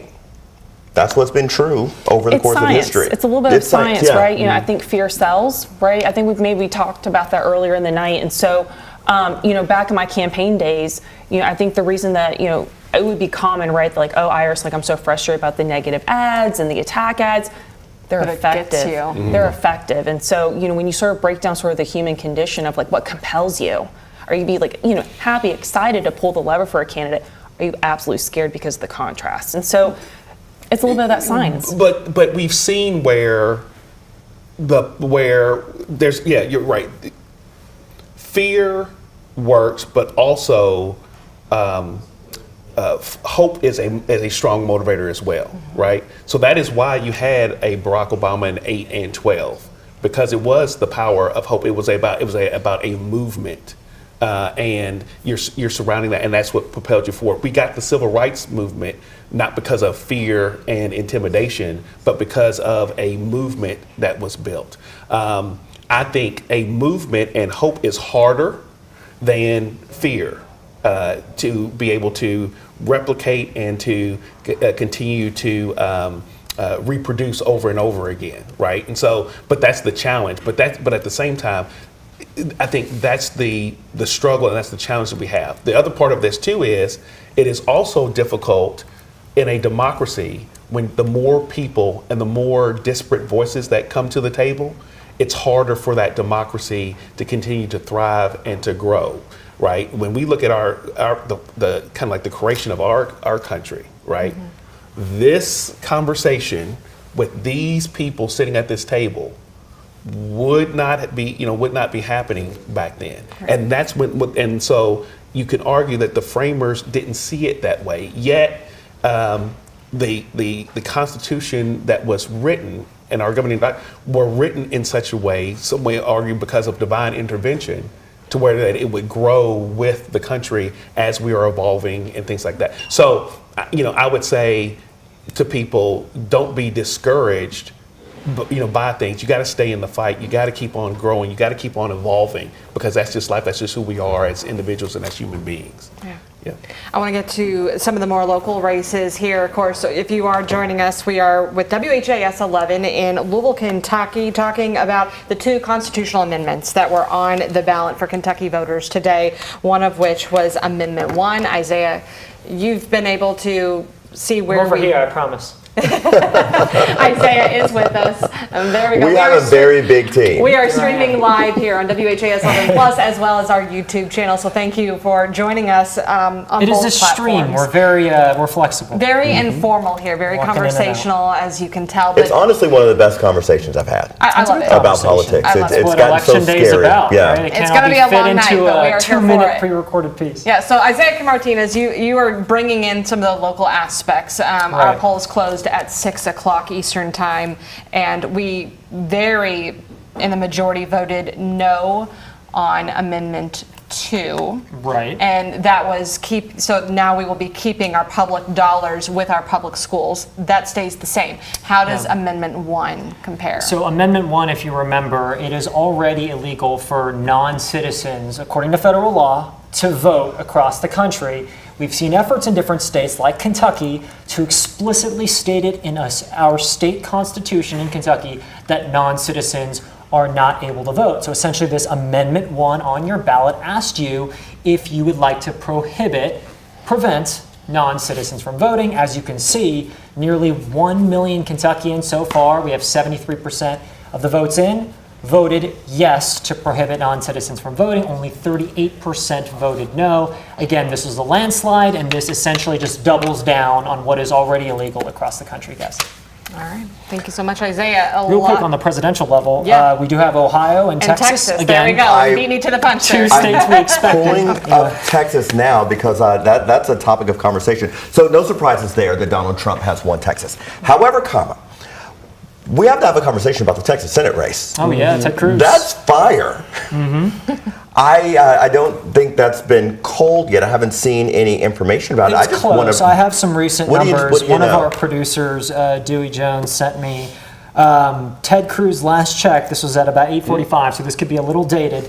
50.2% of the vote. Colin Allred, 47.9%. Obviously, Ted Cruz being the sitting senator, the Republican Colin Allred, the Democratic challenger. And why this is so interesting, I can't remember the last time we were having a conversation about U.S. Senate and a Democrat putting up a legitimate fight. This is considered a long shot, and you guys correct me if I'm wrong, for Democrats that has slowly started to creep in the possibility. Again, nothing said yet as far as the final result, but even the fact that this is close, Colin Allred, former civil rights attorney, former football player, so he has kind of that charisma to reach across the aisle. We know he's won in I think it's a district near Dallas or around Dallas, so he has been competitive to say the least. So it's fascinating to me. Full disclosure, I lived in Texas for 3 years. I reported for the Southwestern Bureau of one of the networks, and it just was never in the realm of possibility that either of the senators from Texas would seriously be challenged. I forget his name, and I'm a bit embarrassed that I forget his name. He ran against Ted Cruz in the last Senate. O'Rourke. Yes. Fluent in Spanish, had everything that you would want a Texas politician to have to be competitive in that race. And if I remember, it wasn't very close with him.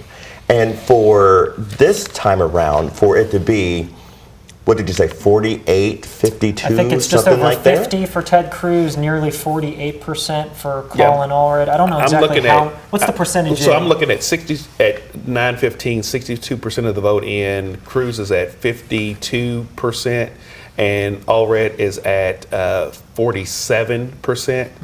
So you're talking about a 300,000 vote spread, right now. In that race, as you see it, and I think in this one again, like I told you, every race is unique. In this one, you had there was that juxtaposition of when the winter storm hit in Texas, and he goes to Cancun, and everybody's like losing their power. You had that going on. You have the Texas has some of the most restrictive abortion ban and reproductive health laws in the country, and so you're having that on the table, and then you saw Cruz kind of running away from him, saying, "Well, I didn't cause that to happen," but you confirmed the 3 justices that are on the Supreme Court that made up the conservative majority that then overturned Roe. So that I think that's what you have.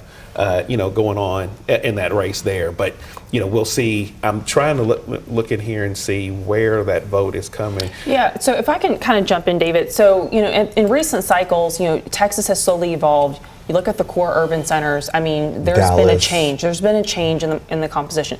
Fortunately for Texas, from an economic standpoint, they're booming. They're attractive. They've had a lot of folks move into the state, into the urban core areas. And so you're seeing sort of that slow sort of political sort of transition. And I think sort of in ideology and sort of party affiliation, kind of like what Arizona and Nevada have experienced, where you have sort of that migration of Californians coming, inland. I think Texas has, experienced record growth. And with that comes sort of, fresh perspectives and, a different sort of makeup. I think Texas is going to be, we talk about how Kentucky is fascinating politically by being a red state, but typically having a blue governor. I think Texas is on the verge, not necessarily of that kind of makeup, but eventually maybe something similar or a shift demographically with Texas. Because I think in this election, we've spent a lot of time talking about demographics. We mentioned the women vote, the minority vote, the black vote, Latin vote, and those are important in every election to address those. But I feel like in this election is when that really has become the forefront of most conversations. And Texas has to be, at least when I lived in Dallas, was one of the more diverse places because you've got so many Fortune 500 companies there. And then you've got Harris or Harrison County, whichever houses Houston, which is one of the most African-American counties in America. And so the diversity is there. And with the Senate race closer than it has been in previous years, where do we think Texas is going politically? Do we think it is going to at some point be a swing state, or is Texas just going to be Texas? We'll have to continue to wait. I'm asking crystal ball questions, but I think you have to wait and see because again, now part of the because the other part of what was too in the analysis of Texas was where you're saying, well, okay, it's a Browning state, right? So there's more minority voters there, whether it be Hispanic, whether they be African American or otherwise that are going to get in that state. But at the same time, those groups are not monolithic in terms of the way that they vote and the way they vote. And that's a big misconception. Particularly in the Hispanic or in the Hispanic community, it could be everything based upon what country of origin does the family come from, and then also are they first generation, second generation, or third generation Texans or of a Hispanic descent, because then that also changes the way that they look at their politics as well. That's right. Yeah. So I did political consulting in New Mexico, and it wasn't that long ago that was a red state, and that is a majority state of Hispanic and Latin people. And so, yeah, I think to kind of box, I think a segment of voters is we're kind of beyond that nowadays. But Texas will be interesting to watch, like I said, as those urban centers continue to have sort of an influx of different people and the population grows. It could be a situation where they continue to become deep blue, more and more blue, where the rural parts are red, red, red. And we live that here in a state where, we have that sort of that contrast. And particularly at the state level, there's some real fights happening around, social values and legislative priorities. And so we'll see if that actually translates to the federal races. I feel like federal races are slower to take up those trends.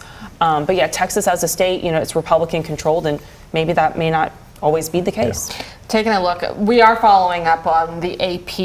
We are going along with the Associated Press as far as when those winners for the presidential race are projected, but also keeping in tune with ABC News. Too close to call right now for Georgia, with about 71% votes reported.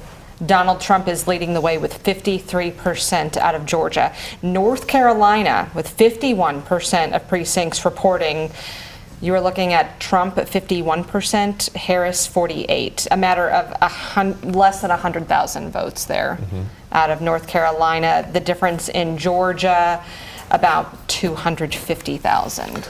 We're going to dive into some local news in about 2 minutes. But yeah, these results are coming in. You mentioned, Brooke, some of the polls that just closed about 20 minutes ago. Right, so we are at 9:22 Eastern time here. So that means 3 of our swing states are in that time frame: Arizona, Michigan, and Wisconsin. We're watching all of those very closely. Those are the ones that have finalized their polling.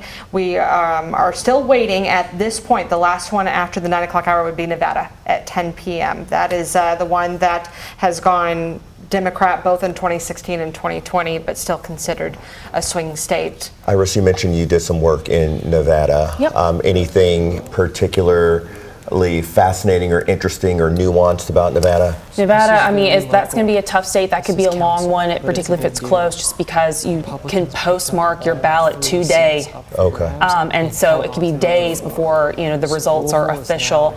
So that's always been a challenge. Early voting, it's an early voting type state, so really E-Day moves up. I'll be watching Washoe County, Clark County, sort of the urban core centers.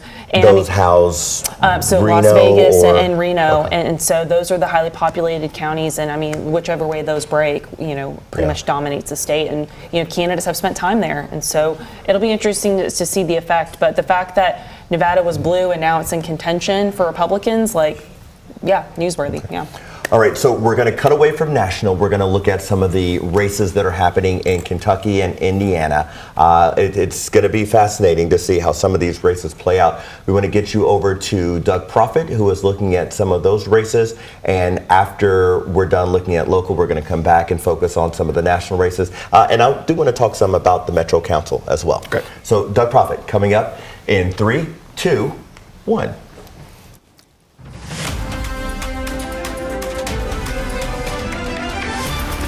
This is a live election update. Your voice, your vote from WHAS 11 News. Hi again, everybody. I'm Doug Proffitt. Indiana's top race has been settled tonight in Indiana. Hoosiers have already elected a brand new governor. We heard from him moments ago. The state was called early for Republican Mike Braun. Take a look. Republican Mike Braun with 59% of the vote. Jennifer McCormick, 55% of the vote, with now 58% of the precincts reporting Jennifer McCormick. The Democrat, Republican turned Democrat again, with 40% of the vote. That means that Braun continues the Republican hold on the state of Indiana. Last Democrat to have the governor's office was Joe Kernan back in 2005. Let's go to WHAS 11 Night Team's Alex Dieterer. She's with Mike Braun's watch party tonight in Indianapolis, where he just gave that acceptance speech. What do you have to say, Alex?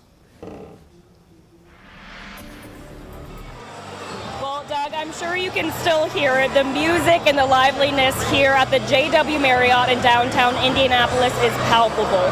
Right here, the Indiana GOP Watch Party is still going on moments after Mike Braun, the new Indiana governor, left the stage giving his acceptance speech. Now, Mike Braun did beat out tonight Jennifer McCormick, who was running for as Democratic candidate. She was the former Republican superintendent turned Democrat. And we heard from Mike Braun just moments ago. We took that live for you right here on WHAS 11. And let's listen to what he has to say about his next steps moving forward. All of us as Hoosiers prosper. I'm going to do it with everything I've learned in the real world, the tutorial of 3 years being a state rep, 6 years in the big house, and we're going to take Indiana to places we've never seen before.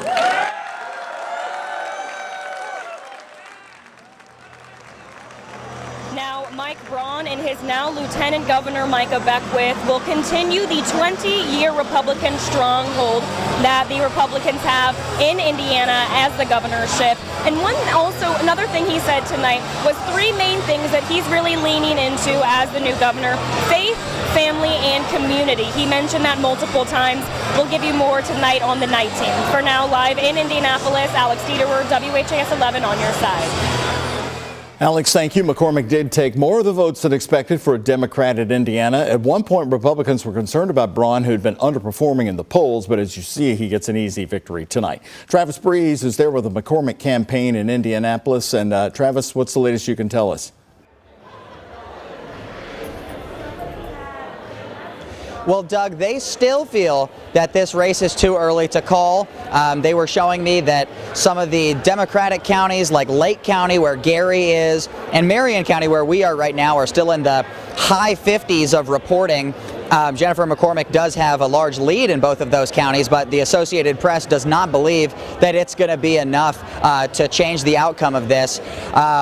We have heard a lot of people say that they do believe, even if McCormick loses, that there is a lot of momentum behind the Indiana Democratic Party right now. That is what one state representative told me from East Indianapolis a moment ago. That I hope the Republicans don't take this as a message that they just got everything.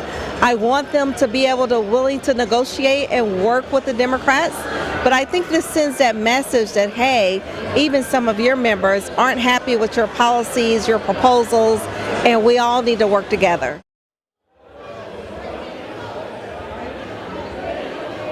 So we are not sure if McCormick is going to address us or not, but we're told somebody is going to go speak at the podium soon. Doug? Travis, thank you. I want to show you one quick result for Metro Council, turning out to be a real race for the Republicans tonight. Yeah, this is Louisville Metro Council District 14, Southwest Jefferson County. Republican Crystal Bast ahead of the longtime incumbent Cindy Fowler, who, as this district has been held by Democrats since 2003, one of many Metro Council races we are watching for you coming up. Stay with WHAS 11 News, a full report on the night team at 11 o'clock. Now back to ABC News live election coverage.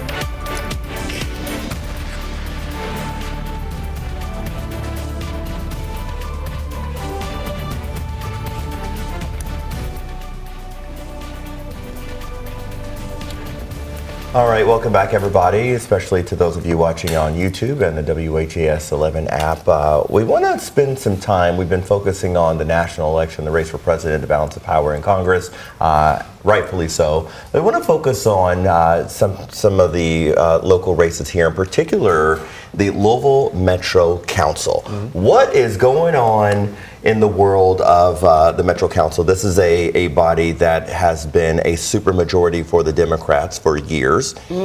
Not supermajority? No. A fairly strong majority? Right. So this is where you gotta.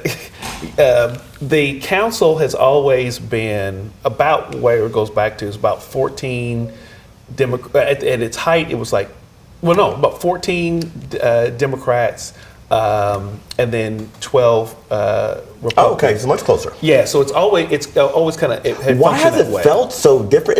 It just feels like the Republican presence on the Metro Council has always been dwarfed by the Democratic. That's from the outside looking in, at least covering it. That's what it felt like at times. So go back to 2000.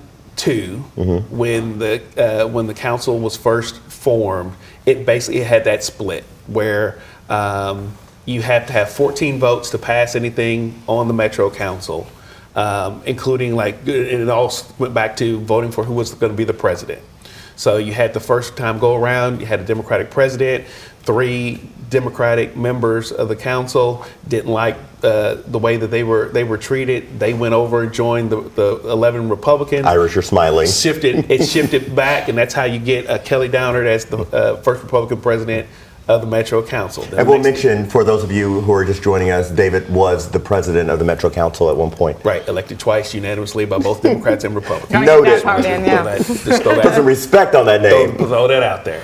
So it's always, it had been that way. And then it was just relatively recently where then you had some Democratic pickups that then gave them the 17 vote super majority that then kind of made it to where it felt like Democrats could do whatever they wanted to do. What this does now, and then the seats that you saw get flipped, Rick Blackwell's seat, District 12. This is real time right now. Real time right now. That's kind of like in the you kind of put it in the PRP area, so more in southwestern Jefferson County. Cindy Fowler, more down in the Valley Station area, again, southwestern Jefferson County. 24, those two, 12 and 14, those are incumbents, current council members who lost are being projected to lose their seats. 24 is a retirement. Madonna Flood, who was on the council from the very beginning of the council, she decided that she's not going to seek re-election, and so that became an open seat. And then in south central Jefferson County, that one went to the Republicans there. So they were not races, the outcomes to a certain extent weren't unexpected, except for the fact that, here's what I will say. To have an incumbent lose, and they lose a race not because they did anything wrong. Typically, an incumbent's going to lose if you have a scandal or you do something like that. Yeah, they'll vote you out. But Rick Blackwell has been on there since the very beginning of council. Cindy Fowler's been on there for a number of years as well. Both of them represented their districts in the way that you would want a council person to do, listening to your constituencies, etc. But you can lose a race that way as well. That's the kind of the crazy part about politics as well, is that sometimes you can do everything right and you still come up short. I think another part of the story for, you're seeing this trend of Southwest Louisville being prime targets for Republicans is one, the Republicans recruited well, and the folks that survived the primary were caliber candidates that were able to raise some money. With the exception of one of the races, race 24, the other two in 12 and 14 were greatly outspent. Democrats, the power of the incumbency had the advantage of being able to raise serious money. In addition to, there was some outside spend on both sides, but Democrats were able to dominate on the money side. But you look at sort of past performance. Most recently, Governor Beshear performed extremely well in these areas. However, in a presidential cycle, even year, Trump performed well in these precincts in southwest Jefferson County. And we had some recent examples. There was some overlap in Louisville Metro Council District 14, where we saw a longtime state legislator in Charlie Miller get unseated in the last cycle by Jared Ballman, who's on track to win re-election tonight. And so this area is trending Republican, trending towards supporting Republican candidates. But when you look at voter party registration, Democrats still have the advantage. And that's even surviving the most recent redistricting efforts that are controlled locally by Democrats. And so despite sort of those circumstances, Republicans are able to be successcul down there. But let me say this about the way redistricting is done, particularly on the local level. When we did redistricting, so what was that, about 2010, when I was on the council, and even this last iteration of redistricting, there was a purposeful effort not to try to play games with and do the whole gerrymandering thing, like what you see with state legislatures and other things like that. So the council districts that you see are pretty much straight up where we try to keep neighborhoods together and not do crazy things where we're going to draw one council person in another district of another one and make them run against each, and do stuff like that. So they were pretty much straight, kind of straight up. But what you are seeing, happen there are the Democrats, like what Iris kind of alluded to, in a district where like Charlie Miller was down in, that's in the kind of like the Valley Station area, right, where he was representative. Those are more of kind of like more of like a blue collar type of community. And then what you have seen historically, when you had, and you're seeing it across the country, which is why now you're starting to see the shifts take place where Democrats are doing better with college educated folks, and then Republicans are doing better with like people with just high school degrees. A lot of that stems towards when NAFTA got passed, which again was a policy that started was trumpeted under Reagan. Bush tried to do it, but Clinton was able to get it passed because he pulled some Democrats along with them to get it passed.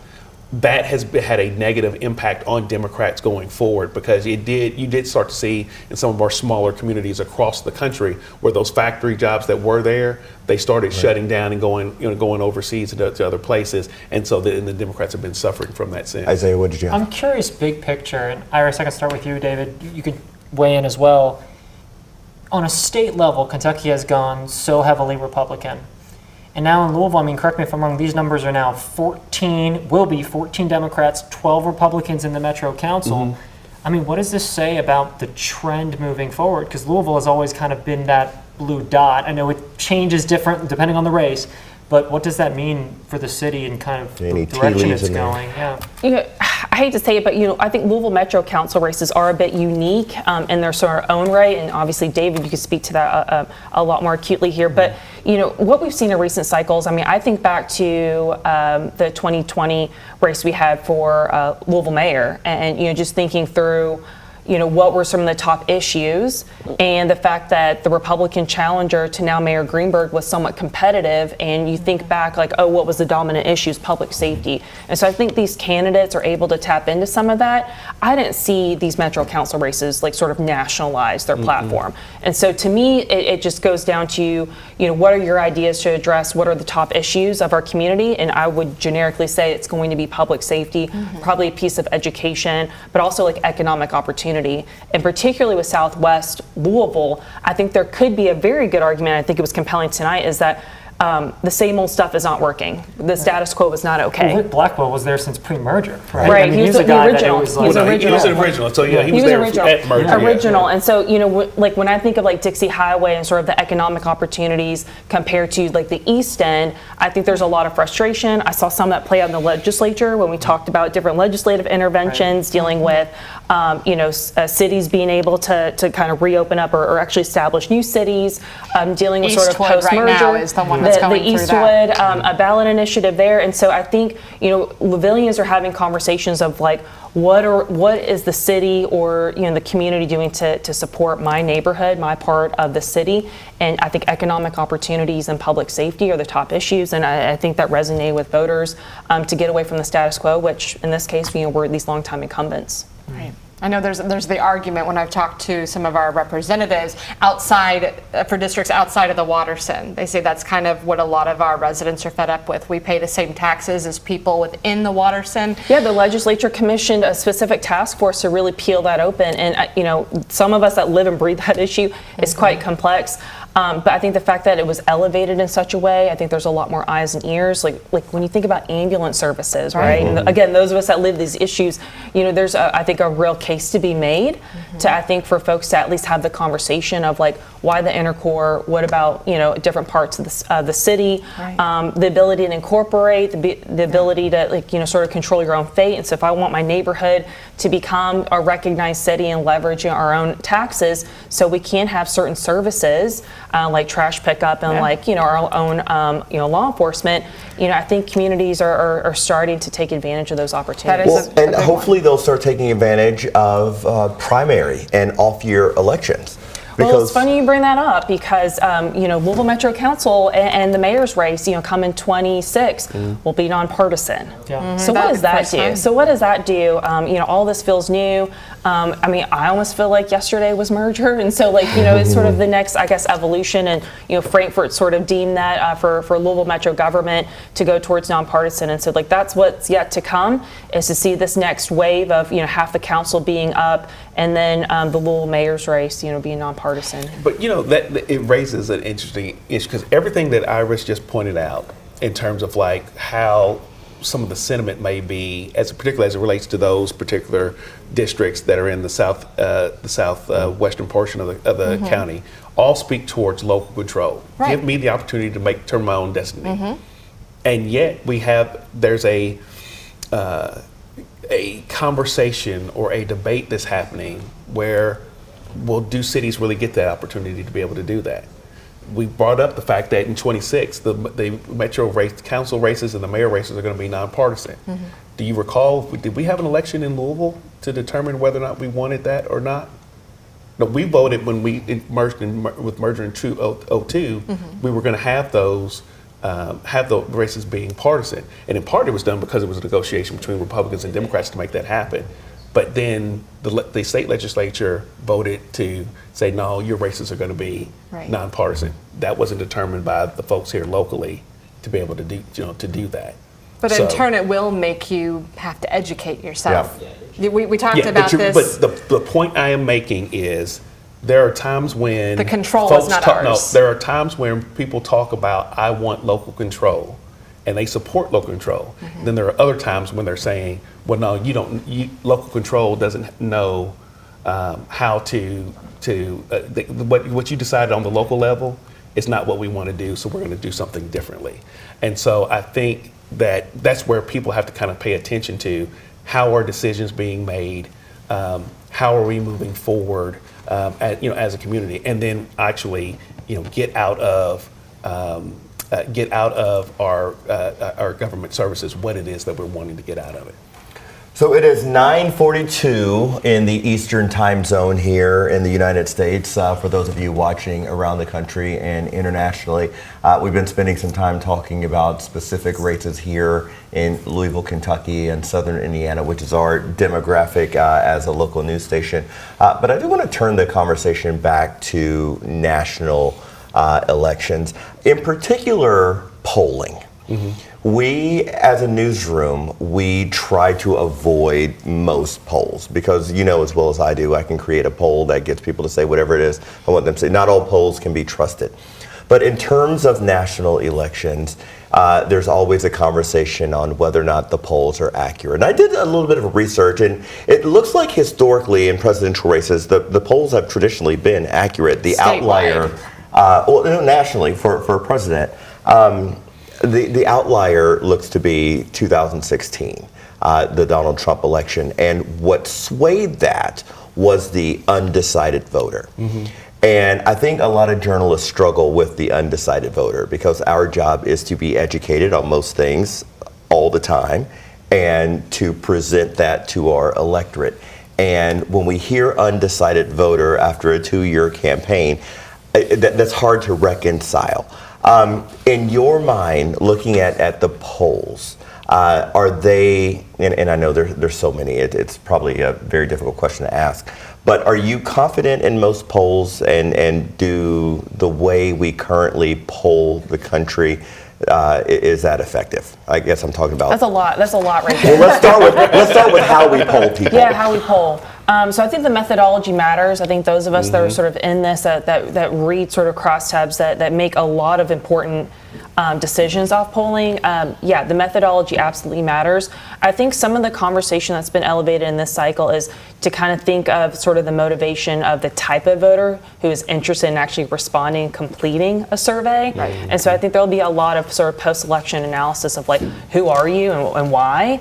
And does that create sort of underrepresented samples when we do sort of these statewide type polls? And so that's a little bit undetermined. But I will tell you, in recent memory, we focused heavily on landlines and obviously landline phones, and obviously that's just obsolete. Archaic. Yeah, it's obsolete at this point. And so moving towards how do you reach voters in a credible way, where you get a true representation or true sample of a voting population. That's why polls are so expensive. As someone who has paid for polls, they are so expensive because the sort of attrition that happens if you cast this wide net, but you truly need to pull a sample that's representative of your voting bloc. Just the outreaches, the attempts, and ensuring that you get completions is just extremely difficult. And so in the grander scheme of things, I don't put weight behind one poll. Some of us use more of a science of using trend lines where you take sort of an aggregate and over a certain amount of time. But for me, I use polling to make decisions. It doesn't help me feel good or bad. It just helps me make more informed decisions of where I spend my time, money, and energy. How should people who are watching newscasts and reading newspapers and ingesting these polls, is that the way they should read them also? I think for your average voter, I think it's sort of, I'm not saying you completely disengage from sort of the polling sport, but if you are compelled by a candidate, you're going to go out and vote and make your vote count. And if you're that motivated, you'll get others to come with you.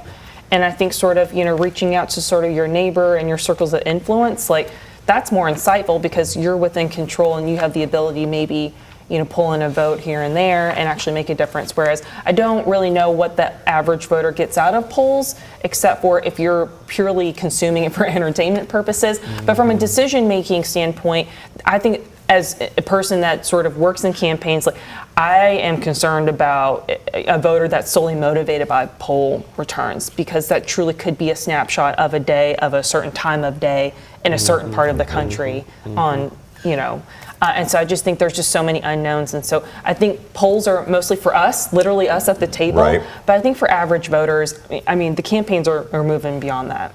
I want to get to our senior reporter again, Isaiah Kim Martinez, really quick about more local results coming in. We know medical marijuana has been a huge topic here in Kentucky locally. It kicks in where you will be able to access that on January 1st. But out of Marion County, some results coming in, Isaiah, what are we seeing?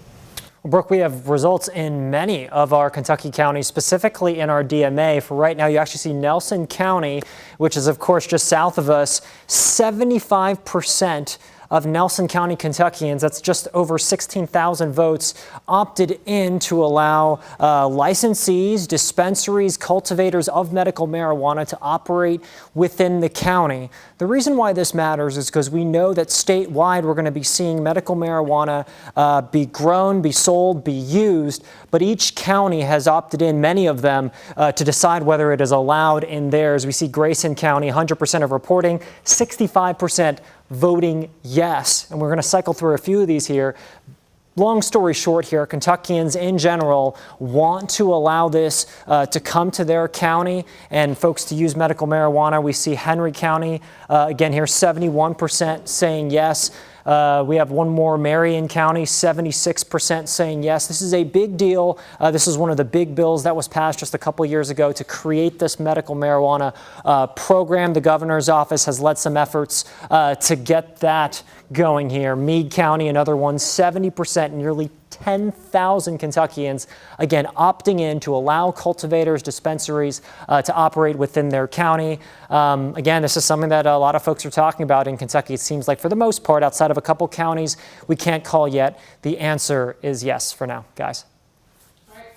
Much, Isaiah. Just keeping up with some of the projections coming in from the presidential race. We have Illinois being projected for Vice President Kamala Harris. New York also going blue there, along with Rhode Island. So those are some of the projected tallies that have come in the last 15, 25 minutes or so. So we're looking, if we're looking at the electoral votes at this point, it looks like Vice President Harris is at 81 and former President Trump is at 154.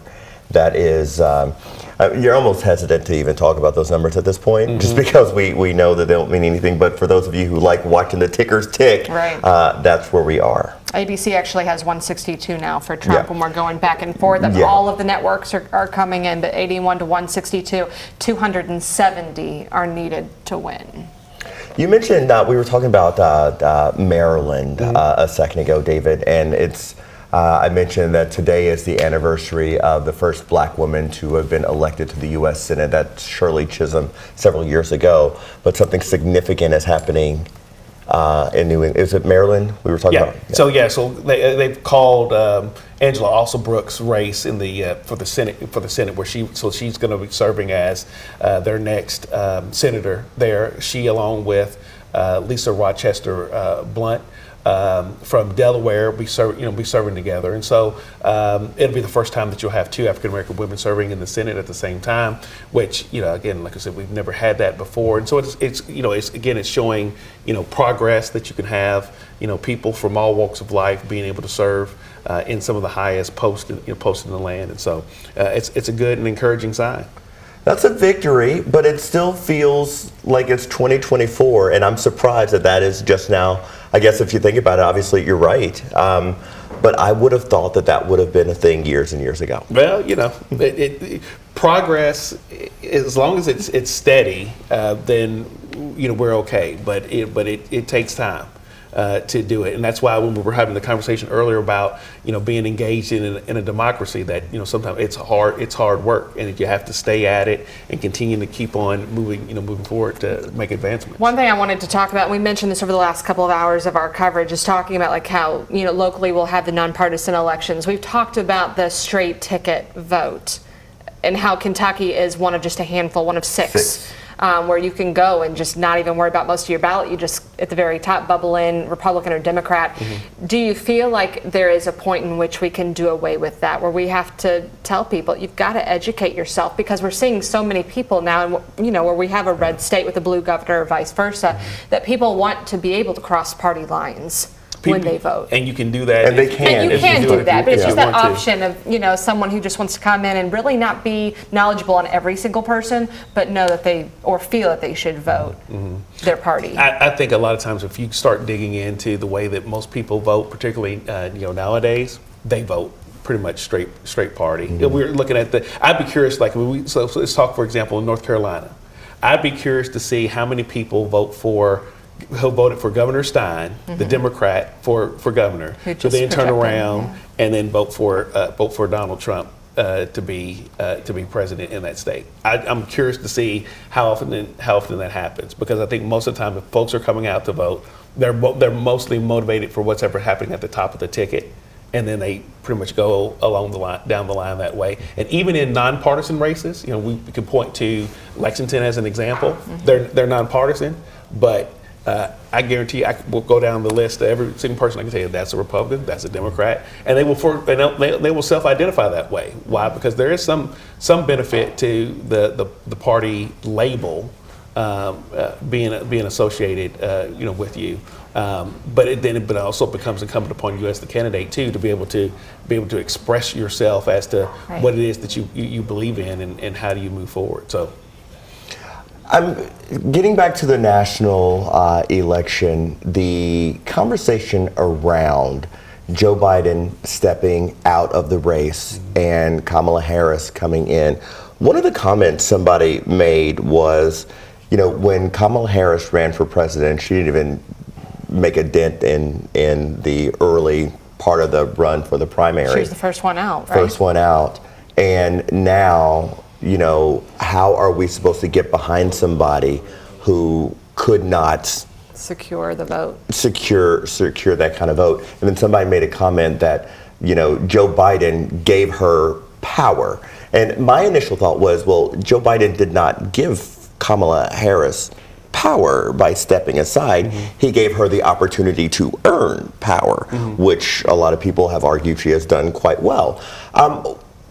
from both sides, looking from the Republican strategy side and the Democrat strategy side, Iris, I want to start with you because the Trump campaign made a very valid argument. They're like, well, you all made this switch and now we have to completely change our campaign on a dime, and that's not fair to us, to which a lot of the country said, oh, woe is me.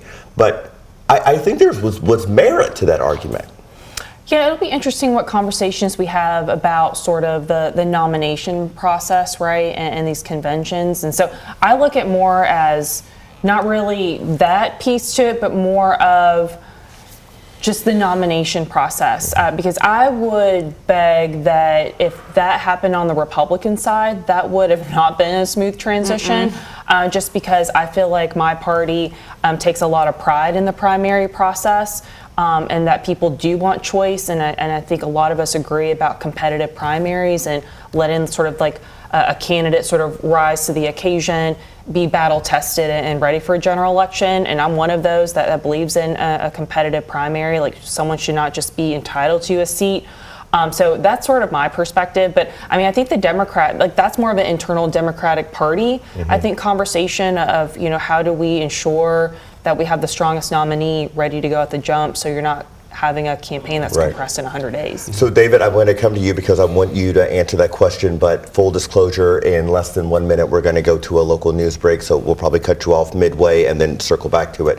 But what are your thoughts? I mean, Joe Biden, most people in the Democratic Party would say there was really no alternative than for him to get out of the way. No, they were already running as a ticket. There was no primary. If something, heaven forbid, something had happened to President Biden while he was in office as a president, she would naturally step into the role as being the president. So this was no different in that regard. They had 3 months. They had 3 months, essentially about 100 days. We're going to go ahead over to our Doug Prophet, who is joining us now live on ABC and WHAS 11 with our local election results. And as soon as that wraps in the next couple of minutes, we'll bring you back here with that national coverage with WHAS 11 on WHAS 11 plus and YouTube.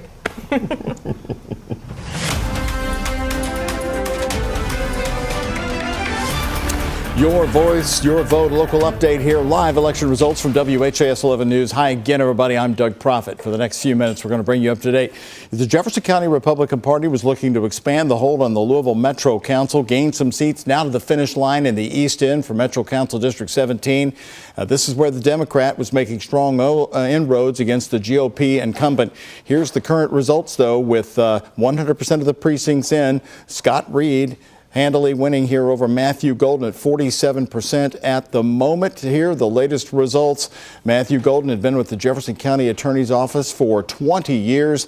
This is one of the biggest development projects is being built in this district, right along with major traffic concerns. We're talking about the new VA hospital. So Scott Reed, again, the incumbent, keeping his seat with the Metro Council in this big part of Northeast Jefferson County.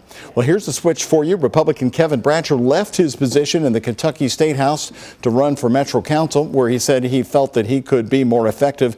Bratcher right now leading 61% over Democrat Rashawn Crawley, 39%. Again, with 100% of the precincts voting, this is Louisville Metro Council District 22.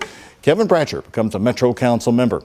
Now, Kentucky House 31, Susan Witten, the Republican, with 51% over Colleen Davis at 49%. Again, 100% of the votes being reported at this moment tonight. A dead tie, Kentucky House District 38. Rachel Rourke, the incumbent, at just now moving ahead just moments ago before we went on the air. 85% of the precincts reporting. Rourke's now with 51% of the vote over Carrie McKeehan, 49% of the vote. Again, Kentucky House District 38. Now let's take a look at some Senate races for Kentucky Senate races. Here's where things stand. Aaron Reed, the Republican, winning here easily with 96% of the vote there. This district goes from Shelby County, stretches into southeast Jefferson County, southern Jefferson County. Aaron Reed there beating Rhonda Davis, the Democrat. This district, again, very large into Metro Louisville. That's your election update for this moment. I'm Doug Prophet. Stay with us. We'll see you back here in a few minutes. Now back to ABC News live election coverage.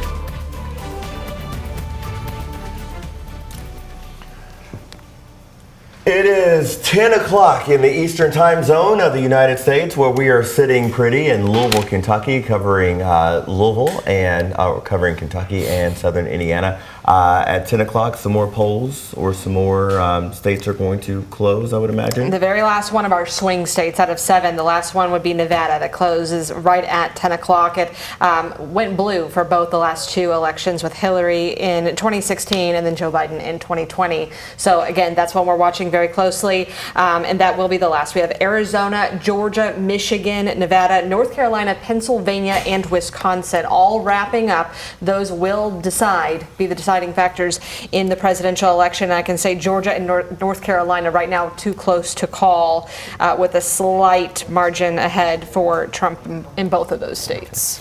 Some of the other topics that have been on ballots, we've been talking about the control of Congress. We've talked about our ballot measures here. I do want to mention some pretty important ballot measures that are on ballots in other states. In Ohio, we're going to pay very close attention to the reproductive rights amendment that's on there. California's got an environmental measure that would allocate significant funding to fight climate change and reduce carbon emissions. Texas voting rights amendment and also Florida gun control amendments are all up for voters to decide whether or not to put those into constitutional amendments. So we've been talking about our Amendment 1 and Amendment 2, but several states are having some pretty significant conversations around their state constitutions. And Amendment 1 here locally dealt with essentially codifying the fact that non-citizens cannot vote in our elections. Overwhelmingly across Kentucky, we voted yes. So that stays as is. For non-citizens not able to vote, and then we voted overwhelmingly for against Amendment 2, excuse me. So no vote there, which means that our federal or our state dollars, our public dollars, will continue to only go toward our public schools and not to charter and private schools. So we only have our brilliant analysts for another few minutes, so I want to do 2 things. I want to first get us over to senior reporter Isaiah Kim Martinez, and then we're going to do a bit of a wrap-up conversation with our brilliant team sitting here. So Isaiah, we're going to focus locally now. You're looking at the State House from Jefferson County, and we're swinging cameras around. One of them almost hit you in the face, but we are live streaming here. You are quick and nimble, and you got out of the way. What's going on, man? Concussion that I almost got. So we have a lot of state house races here in Jefferson County that were very interesting to watch. Many of them, I believe all of them, the incumbent has won. Republican Ken Fleming, representative for Kentucky House District 48, that's Northeast Jefferson County, winning pretty handily here, 54%, defeating challenger Democrat Kate Farrow, again 54% to 46%. We have some more for you here, a few more. This next one is actually Kentucky House District 37. This is southern Jefferson County, just outside the Watterson there, or the outer loop, I should say. Emily Callaway, the Republican, again, winning handily, 56%. Again, the incumbent representative over John Stovall, who is the challenger, the Democrat, who is well-known, former JCPS bus union president here. I know the analysts are got to leave here pretty soon. Are y'all still good? All right, we're going to keep going. I saw some hands flying. So again, Emily Callaway holding her seat there. We have another one, Kentucky House District 31, Representative Republican Susan Tyler Whitten. This race was actually much tighter. We see just about 300 votes separating between Susan and the Democratic challenger Colleen Davis. But again, this county staying red here in Louisville. That's near the St. Matthews area, I believe. And then we also have House District 38. This is the one specifically that we've seen held by a Democrat, Representative Rachel Rourke. This one was about as tight as we've seen. At one point, 240 votes separating Rachel Rourke and Carrie McKeehan in those results here, but ultimately the incumbent here, the Democrat, holding her seat. So pretty much nothing changes on a Louisville level in the State House, but we'll keep track of how the rest of the state is looking as well, guys. Thank you so very much. So we only have our analysts for a little bit longer because they've got work to do. They've got to analyze, and we're going to have them back, I believe, a little bit later tonight on the 11th. But just two things. One is probably the more vague of questions, which, as you've learned over the course of the night, I can ask very well a vague question. But I'm curious about the takeaways, whether it's from the totality of the campaign. It's been an up and down kind of topsy-turvy ride, as we've said. But on this night, election night in America, where the votes have been cast, or the last of the votes are being cast, what are the messages that you think that people should take away from this campaign, these campaigns? Speechless. It's a hard And one. I don't know that I can answer that either. That's why I want to have a conversation whatever answer about I give you tonight, it may evolve depending on in the next couple of days with the final outcome at the top of the ticket. But I mean, essentially, I don't have a lot of surprises coming out of sort of 2 years of a presidential race, and then we had some real contentious races here in Jefferson County at the local level. I think, unfortunately, like, money reigns supreme. I know there's like a real deep frustration about money in politics, but essentially it's becoming more expensive to get your message out. There's a lot of noise to break through. Sort of that constant contact with the voter matters. And so I think, this just reinforces that, I think money in politics is here to stay. And that is, I think, a tried and true argument, particularly at the local level. I mean, some of it is beyond money, but I mean, you need resources to connect with voters. You really do. I think word of mouth, there's some value in that, but you need resources to reach voters. Yep. Particularly, when you're looking at the down ballot races, everything, less than like the presidential races, then you get into governor's races, you get into U.S. Senate races, and then to a certain extent, congressional races.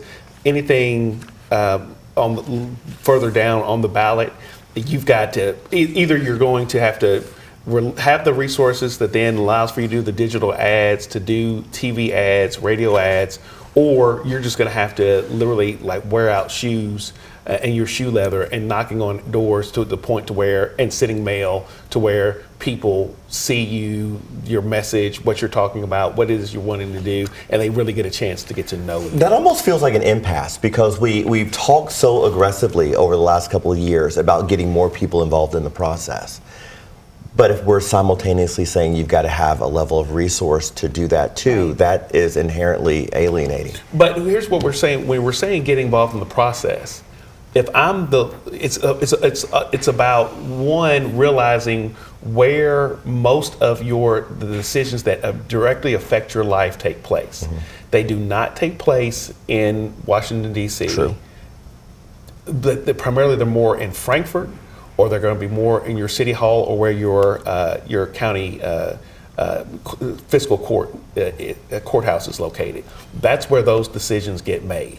And so you getting involved and knowing who your council person is, or knowing who your mayor is, knowing who your county judge is, knowing who your county commissioner is, and then actually, working on their campaign. That's how you're being impactful and being able to help out, because there can only be, if I'm just knocking on doors by myself, I can only knock on so many at a time. But if I have 10 other people doing it, there's 10 more doors that we can knock on when we're spreading that message, and it makes it more personal with the voters as well. You all have a lot of work to do tonight over the course, or I say tonight, we're going to keep going for the next couple days. It's the very last state. Do you guys know what I'm talking about, to have their polls close up? That would be California, Hawaii. Alaska. 3 electoral votes there, but they close up at 1 a.m. Eastern time. So it is going to be a long night. Of course, Hawaii was the second to last there. But thank you again, both. We appreciate everything you guys do and coming on time after time for our election coverage, and just being that conversational resource for us, just to lay it out on the line. And I just think I'm happy that we were able to hear from you in this format, right, because I think one of the things that we feel strongly about at WHAS is the story is not in the soundbite. Mm-hmm. The story is in the expertise, and giving people who have that expertise the opportunity to speak it in its completion. And I think that's where learning happens. I think that's where an urge to compromise happens. And I think that's how we win. I think that's how we move forward. And I say we as in collectively. So thank you both for not just your time, but your expertise. Thank y'all. Appreciate it. All right. Well, many of you watching participated in casting your votes ahead of the election day. We know over 86 million at this point. But what happens if you want to change your vote? Brandon Lewis from our National Verified team explains. In an election that many anticipate will be very close, the campaigns are focusing their efforts on the remaining undecided voters. But what about those who voted early and then have a change of heart? Can you change your vote? Let's verify. Our sources are the National Conference of State Legislatures, various state election laws, Sylvia Albert, Director of Voting and Elections with Common Cause, and Rachel Ori with the Bipartisan Policy Center. All of our sources say it's impossible to change your vote once your ballot is scanned or opened. Albert explained to Verify that once the ballot is processed, it's anonymized. It can no longer be connected to an individual voter and therefore cannot be identified and removed to allow a voter to change their vote. And Ori adds that these rules exist to ensure that no one can have more than one ballot counted. So, no, you cannot change your vote once it's been processed. A few states have procedures for replacing your original mail-in ballot in certain circumstances, but that only applies if the ballot hasn't been processed and you meet their deadlines. With your Verify, I'm Brandon Lewis. All right. All right, so we did the quick shuffle. The analysts got up. Our analysts. You just got us, but now we're bringing back our senior reporter, Isaiah Kim Martinez, who's been following not only the local elections, the constitutional amendments, but across the country. You're the only person I know who can get all of your steps in just in the studio. Obviously, Isaiah's in a 10-foot radius. Yeah, I don't sit still. Isaiah's accustomed to pounding the pavement. Obviously, you're everywhere all the time, knowing all things about all things all the time. But you've really been moving around. I want to talk about some takeaways that you have, because what a lot of people, a lot of our viewers, specifically on WHAS 11, might not know is that you spend a lot of time, obviously, just learning about different things, but you're also constantly invited to go on a public show in Frankfurt to talk about politics, Kentucky politics. This has been a very long campaign season for you. I'm curious, after all the work that you've done, savvying yourself on all the issues, what are some of the things that stand out to you as being particularly important to voters here that you've been able to dive in on? I think particularly, including in the results tonight, just how much the state has held on to that red wave. Essentially, we've seen post-2000, and especially post-2016, when Donald Trump was elected the first time, Kentucky, both houses, the state and the House, has completely gone supermajority Republican red. And based on the results we're seeing tonight, that's not budging. I'm getting some text right now. It's going to stay more than likely an 80-20 split. Again, huge majority for the GOP in the Kentucky House. And right now in the Kentucky Senate, which was about a 31-7 Republican hold, looks like it might be 30-8. There's a competitive write-in ballot in eastern Kentucky where the Senator Johnny Turner there, unfortunately, the late Senator Johnny Turner, had lost his life in an accident here just a few weeks ago. A lawnmower accident, exactly. So that was a write-in ballot. It looks like the Democratic candidate is leading there right now. But other than that, Kentucky has seen kind of the national trends reflect on a state level just about through and through, except for Governor Andy Beshear, and he is the only outlier at this point. And whether that is outlier because of his not only accomplishments as governor, or I guess things he can put on his resume, but also his name. His father was governor for 2 terms. After he leaves in 2027, where this state goes, whether it will be red from top to bottom, both on a federal level, on a state level, and we're seeing Metro Council kind of even out a little bit more. I don't want to get ahead of myself, but the red is becoming redder. That's what stood out to me when David Taney was pointing out the Metro Council, the incumbents that did not get their seat back. Is it felt like you were seeing, even if it wasn't dramatic, you were seeing somewhat of a shift, at least the starting point of a shift. And I think that's fascinating because Louisville is one of those areas where it's reliably blue all the time. And it will be fascinating over the next, I say years, but maybe not even, to see if that starts to shift, at least in the makeup of our Metro Council. Yeah. So again, something we got to keep an eye on, but we know that top of the ticket is the first priority for folks, and I know it's the race for 270 at this point for president that is on most people's minds at this point, at least first, and then they kind of work their way down. 270, and right now Donald Trump at 195 of the electoral, 91 for Kamala Harris. That's where we are right now. And as far as in the last probably 10, 15 minutes or so, projected winner Donald Trump for Ohio and Mississippi. And then Vice President Kamala Harris projected in Colorado and in Colorado. How's Georgia doing right now? Georgia's too close to call. That is one we are looking at, Georgia and North Carolina, but both 52% on both sides of Georgia and North Carolina with Trump winning. How much of the percentages in Percentage for Georgia is 81% reporting, 71% for North Carolina. And we're looking at the difference of 100,000 votes in both states. Yeah. So they are calling that too close to call for both Georgia and North Carolina, though Trump is leading the way at 52% in both states. And you see on your screen there, I mean, just 34% counted. So for all intents and purposes, we are quite a long way away. But just looking at the numbers right now, I mean, it's amazing to see just how many votes have come in. I mean, we've seen the numbers. I mean, early voting was through the roof. I mean, this was an election that people clearly took seriously, and we're seeing those numbers come in right now. Well, and that's something we should point out, because obviously we're quite, I'd like to think we're quite good at covering elections. Some of us have done it for a very long time, longer than we'd like to admit. But this one is different. It just is. I mean, from the sheer amount of people who voted early is different.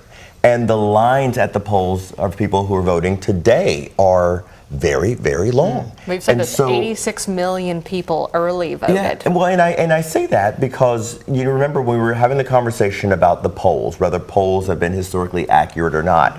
The answer is yes, they've traditionally been accurate, but it was 2016, it was the undecided and the last minute voters that swayed that election in favor of Donald Trump. And so when you're looking at these numbers that we're seeing right now, it doesn't really give us any tea leaves to say which way it's going to swing, but it sets the stage for it to swing. Right. So it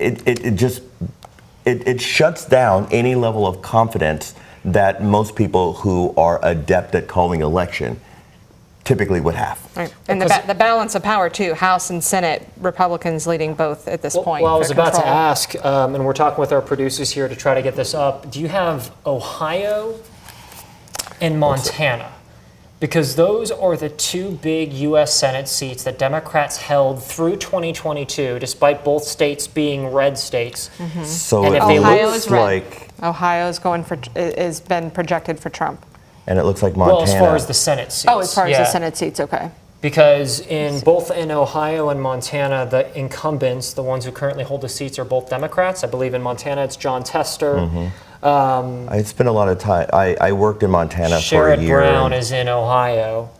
Looks like we're getting word right now. Bernie Moreno, who is the Republican challenger Trump endorsed in Ohio, is up 51%, or that's what he has in right now. Yep, with 73% reporting. Yeah, so bottom line, this is a big deal. The Democrats held this very, very slim Senate control after 2022, and ultimately they only need to lose a couple seats for them to lose the Senate. You know, if the House maintains stays red, say Trump gets elected, I mean, that's a trifecta right there that we haven't seen since, of course, in 2020 when Biden got elected. So this is, when it comes to policy, that is a big deal. Well, and I feel like that's been what's been left out of a lot of conversations nationally. People will kind of talk about the race for the House and race for the Senate and the balance of power, but it's not as profoundly part of the conversation as it should be, because a president that has two chambers of Congress that are not the majority of their party is almost rendered somewhat ineffective, or at least it's an uphill battle. Right. Or vice versa, if you have both chambers of Congress in your corner, in your party, then the other party is shut out. So remember, right now, as it is, the vice president in her dual role is the president of the Senate and breaks all ties and has had to do that. And so just a shift by two people changes the entire balance of power for anybody in the White House. It's very interesting. We'll keep it locked throughout the night. Again, we're going to have many states that we might not see results finalized. Pennsylvania, that's a big Michigan, Wisconsin, the Blue Wall states, Nevada, and Arizona. Where California is going to go, but California's got a lot of electoral votes. Yeah. But that's pretty much already being counted by the Harris campaign, I would imagine. We're talking about counting those early votes and the mail-in ones. Iris mentioned some of them could be postmarked to today. Yeah. You're talking days later that they're not going to get those and still have to count Right. them. And something else interesting, we're too. We're looking at this days later, if not into next week. Arizona and Nevada could wait. I think that's the last thing they do versus Kentucky and Indiana. It's election day. You're doing it. So it's very different. Obviously, the bigger cities take longer, which we know complicates it as far as how quickly we can get the answers. Real quick, I think we have something ready as far as, medical marijuana has been a big topic nationally, but also statewide for us here in Kentucky. A bill was passed, now law, that has pretty much made medical marijuana legal in the state. Starting There's this January program 1st. that has started up to allow people to get their medical marijuana card, to allow people to cultivate, to sell. But we know that individual counties in our state have been given the option whether to opt in to allow medical marijuana to be grown and sold in their county. And I believe we have Bullitt County first here. Yeah, Bullitt County, one of the many in our DMA that has voted whether to allow medical cannabis to operate in their county. Bullitt County saying yes, 74%, over 30,000 Kentuckians in Bullitt County voting yes. That is final. And we have Shelby County as well, just to our east. They also, and this is pretty much the case throughout, yes, 68% of them voting yes to allow medical cannabis operators to grow and sell within the county. I think we have a few more as well. I know just off the top of my head, Nelson County, Meade County, Nelson, they Marion all voted County, yes. all voted yes. I haven't seen any no's yet, and I do want to be clear. So even if there had been a county that had voted no, if you have that prescription from your doctor, you still within that no county can have that medical cannabis. You as a Kentuckian, if you had it, would not be arrested or not be held accountable. This is just for the selling. It's just for the sellers, right? Which could complicate things because if you have a licensor who was granted in a certain county, they would essentially have to move to another county or give their license off to somebody else. Yeah. Right. Let's throw up Nelson. Nelson, obviously a big player agriculturally. Obviously, Bourbon, Bardstown is the county seat in Nelson County. Eric King native. Hometown boy. 75% yes, which just these aren't from close. I mean, it's not these close. Are landslides. This Even was in the rural one. Counties and just from kind of talking to people around, obviously my hometown, this did not feel like it was ever in question to me. I do want to flag something else that we haven't talked about. We talked a lot about last-minute voters. We talked about exit polls and all the different things that can shift. The states that don't even start counting their mail-in ballots until today. A lot of people don't realize this, but you can actually register to vote on election day in 23 American states. Wow. And so that is another thing that can just be added to the conversation to shift demographics in 23 of not Kentucky in 23 American states though. Right. Yeah. That's really interesting. Well, we are keeping you posted on everything, both local here for our Kentucky and Indiana audience, as well as across the board nationally with the race for the White House. We may not know that result for the next couple of days. Again, 7 key swing states that we are actively watching, only a couple of whom have projected winners for that at this point. 270 electoral votes to win. Former President Donald Trump with 195, but we still have plenty of states that are in the early stages of counting. Real quick, I know Iowa has been brought up. There was a poll recently that kind of showed Iowa polling toward Kamala Harris, which was a shock for a lot of people. It's a very red state.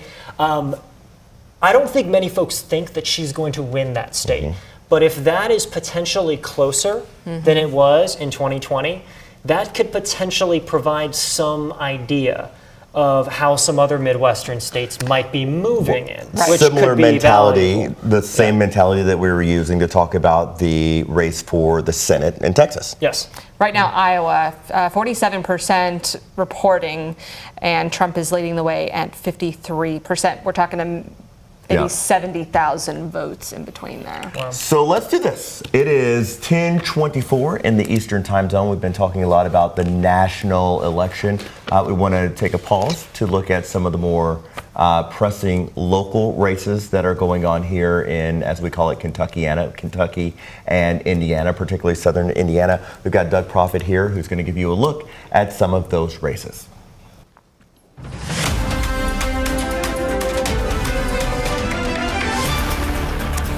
It is your voice, your vote. Hello, everybody. This is a live election update from WHAS 11 News as we get a few minutes here from ABC News to bring you up to date. Moments ago, the Republican who switched to be a Democrat running for Indiana governor gave her concession speech in Indianapolis, and it was tearful at times. Our WHAS 11 News crew in Indianapolis is with Democrat Jennifer McCormick. Here's what she said just about 10 o'clock tonight. We still have work to do because you know who's depending upon that? Our kids, our families, our communities, and the great state of Indiana. It has been truly my honor to represent all of you on the campaign trail. And it was easy victory for a challenger, Republican Mike Braun. He keeps the governor's office in Republican control, where it has been since 2005, and has had Republican governors with the names of Mitch Daniels and Mike Pence. Here's what Braun had to say. Set the agenda where you're going to get along with a legislature. Imagine what you can do with that. Mike Braun speaking early on the race for Indiana called early for him tonight. Well, medical marijuana on the ballot for some of our counties all around Metro Louisville, real close to us, as a matter of fact, leaving up to the individual counties to decide if they would allow marijuana. It was a ballot initiative that you had to choose in some counties. In Bullitt County, 100% of the precincts reporting overwhelmingly going for medical cannabis on that ballot initiative approving medical marijuana for Bullitt County, 68% to 32%. In nearby Shelby County, the very same story here, the county approving medical cannabis. 100% of the precincts reporting, 68% to 32% in Shelby County. Let's talk about Kentucky Senate District number 37. Staying in the hands of the incumbent, large section of southern Jefferson County we're talking about, really from outside Churchill Downs here in the city right down to the Gene Snyder Freeway. Democrat David Yates, the incumbent here, wins 60% over the Calvin Leach there, the Republican, 40% of the vote. We have 83% of the precincts reporting. David Yates, been a longtime figure around Metro Louisville, serving on the Metro Council for 10 years. He was best known for his last-minute aggressive push to get exceptions in the Kentucky bill that provides a near total ban on abortions, and that effort is going to be renewed again coming up in January. Now, a dead tie in Kentucky House District 38. It was a dead tie for most of the night, with 85% of the precincts reporting the Democrat Rachel Rourke moves ahead with 51% of the vote to Carrie McKeehan at 49% of the vote. Right there, we're talking about Kentucky House District number 38. And before we leave you here tonight, we do want to look at the current presidential race numbers, where we have 38% of the precincts reporting. Again, these are national numbers. Donald Trump with 52% of the vote coming in. Kamala Harris at 46%. But as you know, it's the Electoral College that elects a U.S. president. Donald Trump at last standing with 198 Electoral College votes. Kamala Harris standing with 109 Electoral College votes. ABC News live coverage to continue in a minute, and we're going to have Kentuckiana's full report for you on the WHAS 1119 coming up. We've got 4 reporters ready to bring you their stories covering Kentucky Amendment 2, plus we'll join 2 crews up in Indianapolis and the best political analysts on the air in Louisville. Republican Iris Wilbur-Glick and Democrat David Tandy will be joining us on the WHAS 1119 to give the latest on the election surprises here in Kentucky and the nation. For now, I'm Doug Proffitt. See you back here in just a few minutes.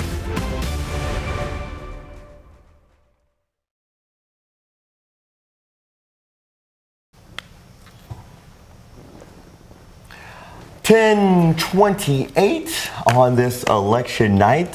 Still early.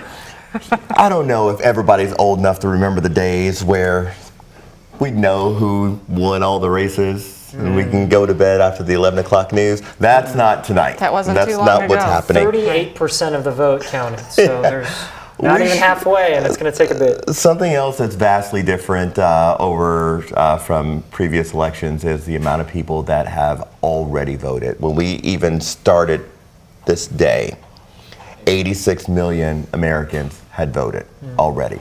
Mind you, the population Staggering. of the United States is, what, 360 million people? And that's everybody. That's not just people over the age of 18 who are legally able to vote. Kentucky numbers, 800,000 people had voted early just in Kentucky alone. And then we saw lines wrapped around polling areas for much of the morning. And not so much, I mean, we talk about like Hardin County, who's seen a huge growth, a boom down there in their population. It's only getting bigger, and they, with this election, because of that, knowing about the turnout they were going to see, went from what, 4 polling places to 15 this time around. And when we talk about that, so obviously that's growth in the last 4 years, massive growth. Blue Oval.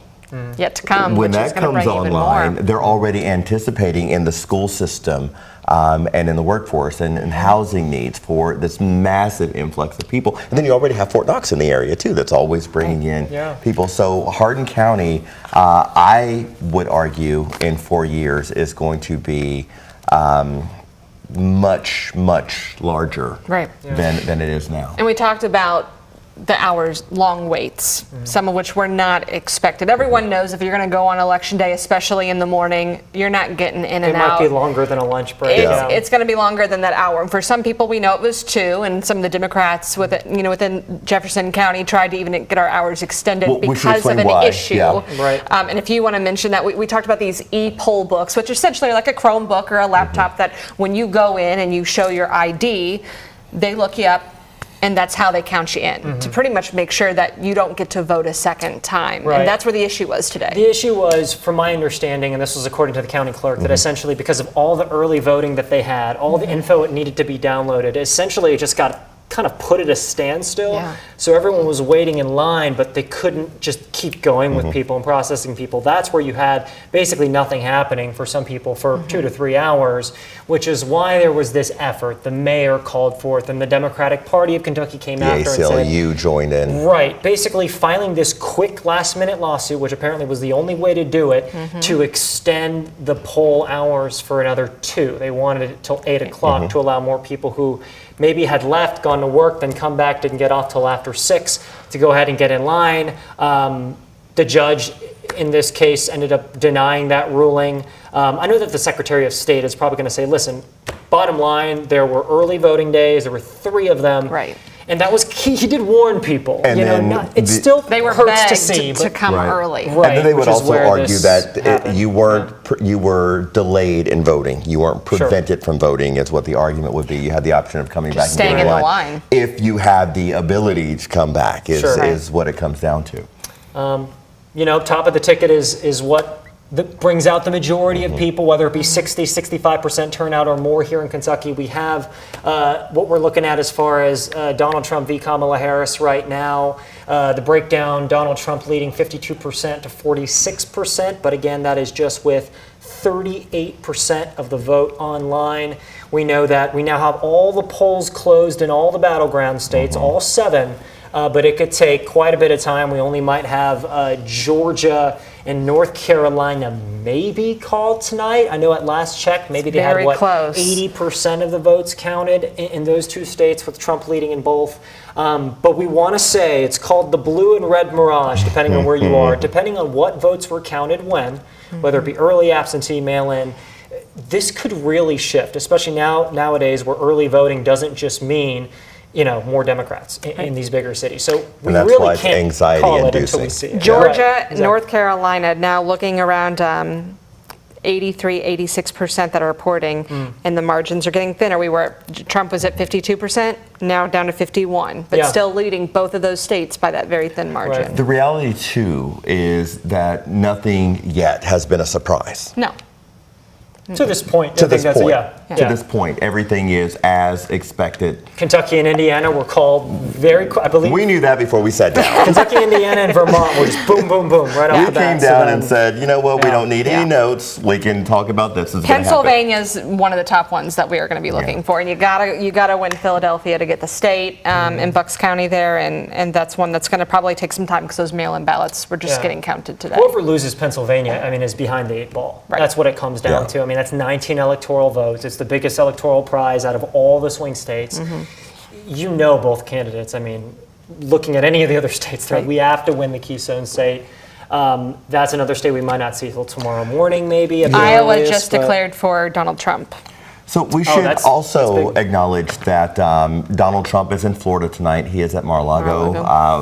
I am really curious to know how this is going to play out, because in previous years we've seen presidents or president-elects, or even prior to races being called, when it looks like there was going to be some sort of answer, the speeches that come out and address their campaign parties.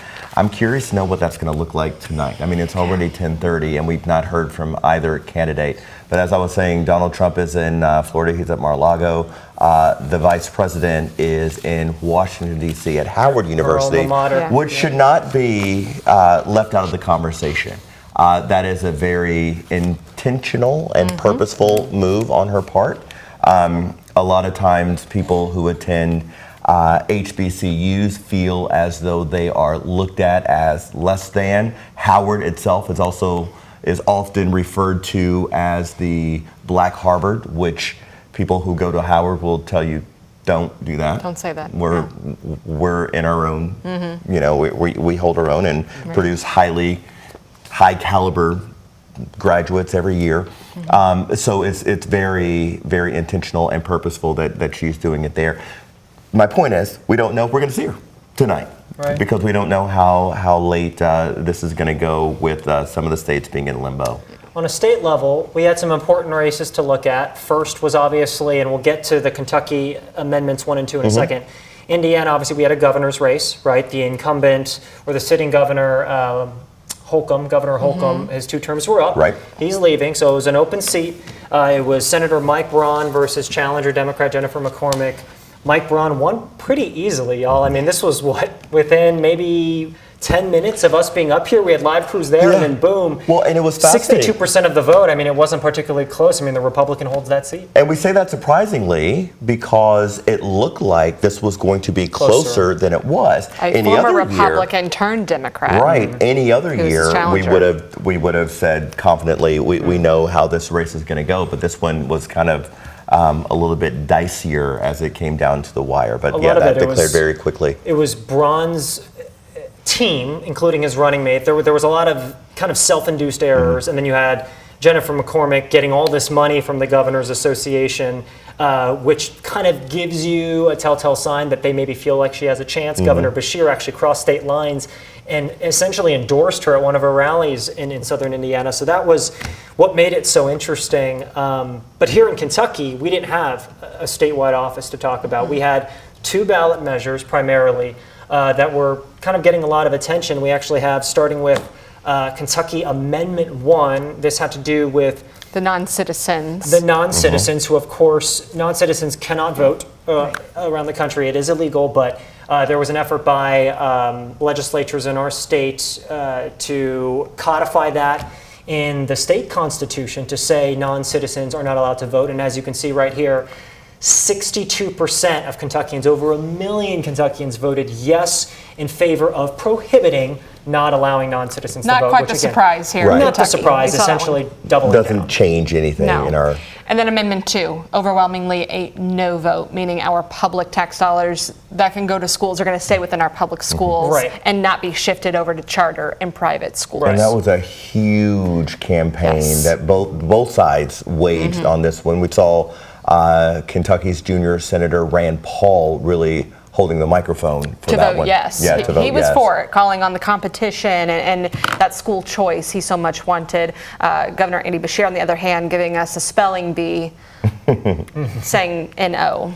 to the measure and talking about just how depleting that would feel for our public schools who are already in limbo in some areas with the funding. Right. From a communications standpoint, from a strategy standpoint, both sides on that, I think the way they handled their campaigns and their messaging is something that should be studied in universities, in political science classes and in communication classes, because I think both sides did a fantastic job. I don't think anybody went to the polls, and I shouldn't say I don't think anybody. I think the majority of people who went to polls went with a firm understanding of what that amendment was about and knew how they were going to vote on it, because they were educated on it. It was interesting too to see 65% of Kentuckians who voted for this voted no. Over $1.2 million voters.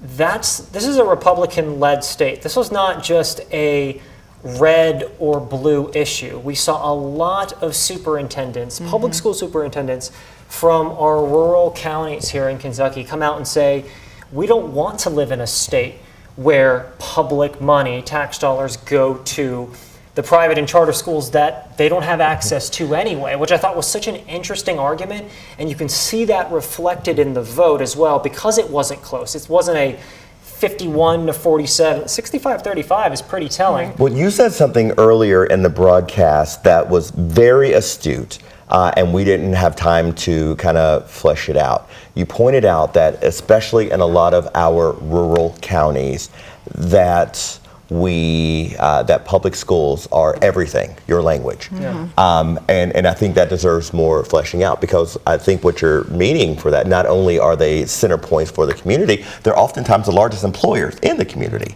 So any idea that something would be taken from that is not just, in their argument, damaging to the students, it's damaging to my livelihood. And I think that's the way they approached it and viewed it. I do want to say, for the yes side, there was the argument of, pro-school choice. Essentially, there are kids in socioeconomic positions don't have a choice, but also, in their words, for folks who were proponents of this amendment, that said, why not give them chances to go to what they deem as better schools, whether it be charter or private, and provide them, whether it be tax credit, whether it be vouchers, opportunities to go to these schools. The problem that I think they ran into is that so many families don't see that as an option anyway, and don't see, Brooke, you mentioned this earlier, as, $6,000 here, $6,000 there as enough. And I think that's when tuition is 10, 20 grand a year for one kid, it really isn't going to get that many more. That was the argument, that it wasn't going to do enough. And ultimately, Republicans here, they've passed so many bills to try to get some of these programs going, but the state constitution, essentially, judges have struck it all down, because it only allows public dollars to go to public schools. So this was their effort to open that up, open the door, and Kentuckians pretty much closed that. So we're only going to be on for another few minutes. I think it's fitting that we kind of close it out with pointing out what I think has been accomplished here tonight. I think what we have demonstrated with our analysts that come from two different political spectrums, parties, and backgrounds, is that conversations about politics do not have to be scary. Conversations about politics do not have to be polarizing. Conversations about politics can very easily be enlightening. They can be room for personal growth, academic growth. Civil discourse matters. The way we talk to people matters. The way we talk about things that matter to us matter. And I think that was demonstrated. We covered a lot of ground, and it felt genuine. It felt smart. It felt beneficial. And I think if we, as we move forward, because nobody knows where this pendulum is going to land tomorrow or the day after, but if that's the way we can have conversations, I think that's successful. And it feels good to have been part of a conversation where I think that was successfully done. So much of this is context, right? Eric mentions this all the time, is, put it in context. We have never seen, you could argue, an election quite like this from top to bottom. No matter what you say about the weight on either side, times have changed post-COVID. In 2020, we were still in that a little bit. This is the first kind of post-COVID election, truly. So it'll be really interesting to see, especially with these new early voting numbers and everything, just how much, the calculus of how Americans go about voting and how they see it. Not only for this election changes, but for elections to come. They are coming out in the masses, and only time will tell. When these tallies come in, again, we are watching that race for the White House very closely. 270 electoral votes needed. Former President Donald Trump has 210 at the moment, so it does look like he is closing in. But again, here at 10:43, the night is still young, with so many of our swing states still in the process of closing up and tallying that. But 86 million early voters, that to me is unprecedented. I don't know if they mentioned that as a record. I don't think we've seen that before. People have been passionate, people knew what they wanted, and they stood in those lines for hours when maybe the ballots were going a little too slow. And they didn't leave. They made sure their voice was going to be heard on this election day. I went to get coffee in Germantown yesterday morning, and the line was so long, I didn't even go in. I just turned around, went back to my car, and then went someplace else. Right. And I couldn't help but think about that this morning when, luckily I voted early, so I wasn't in one of the lines, but I could not help but think about that when I saw all the people standing in line and deciding it makes you feel that good. They were going to stay and wait it out. That did feel good. It felt good to see that. And that no matter what happens tonight, I just hope going forward that we can, as a country, do what we did tonight and still come to conclusions and have that conversation. On behalf of all of us here at WHAS 11, our digital team, our producers, our control room, our management, we appreciate you spending the night with us. We know you could have been anywhere, but election night in America is a big deal, and you spent it with us, and we thank you for that. Join us right here at 11.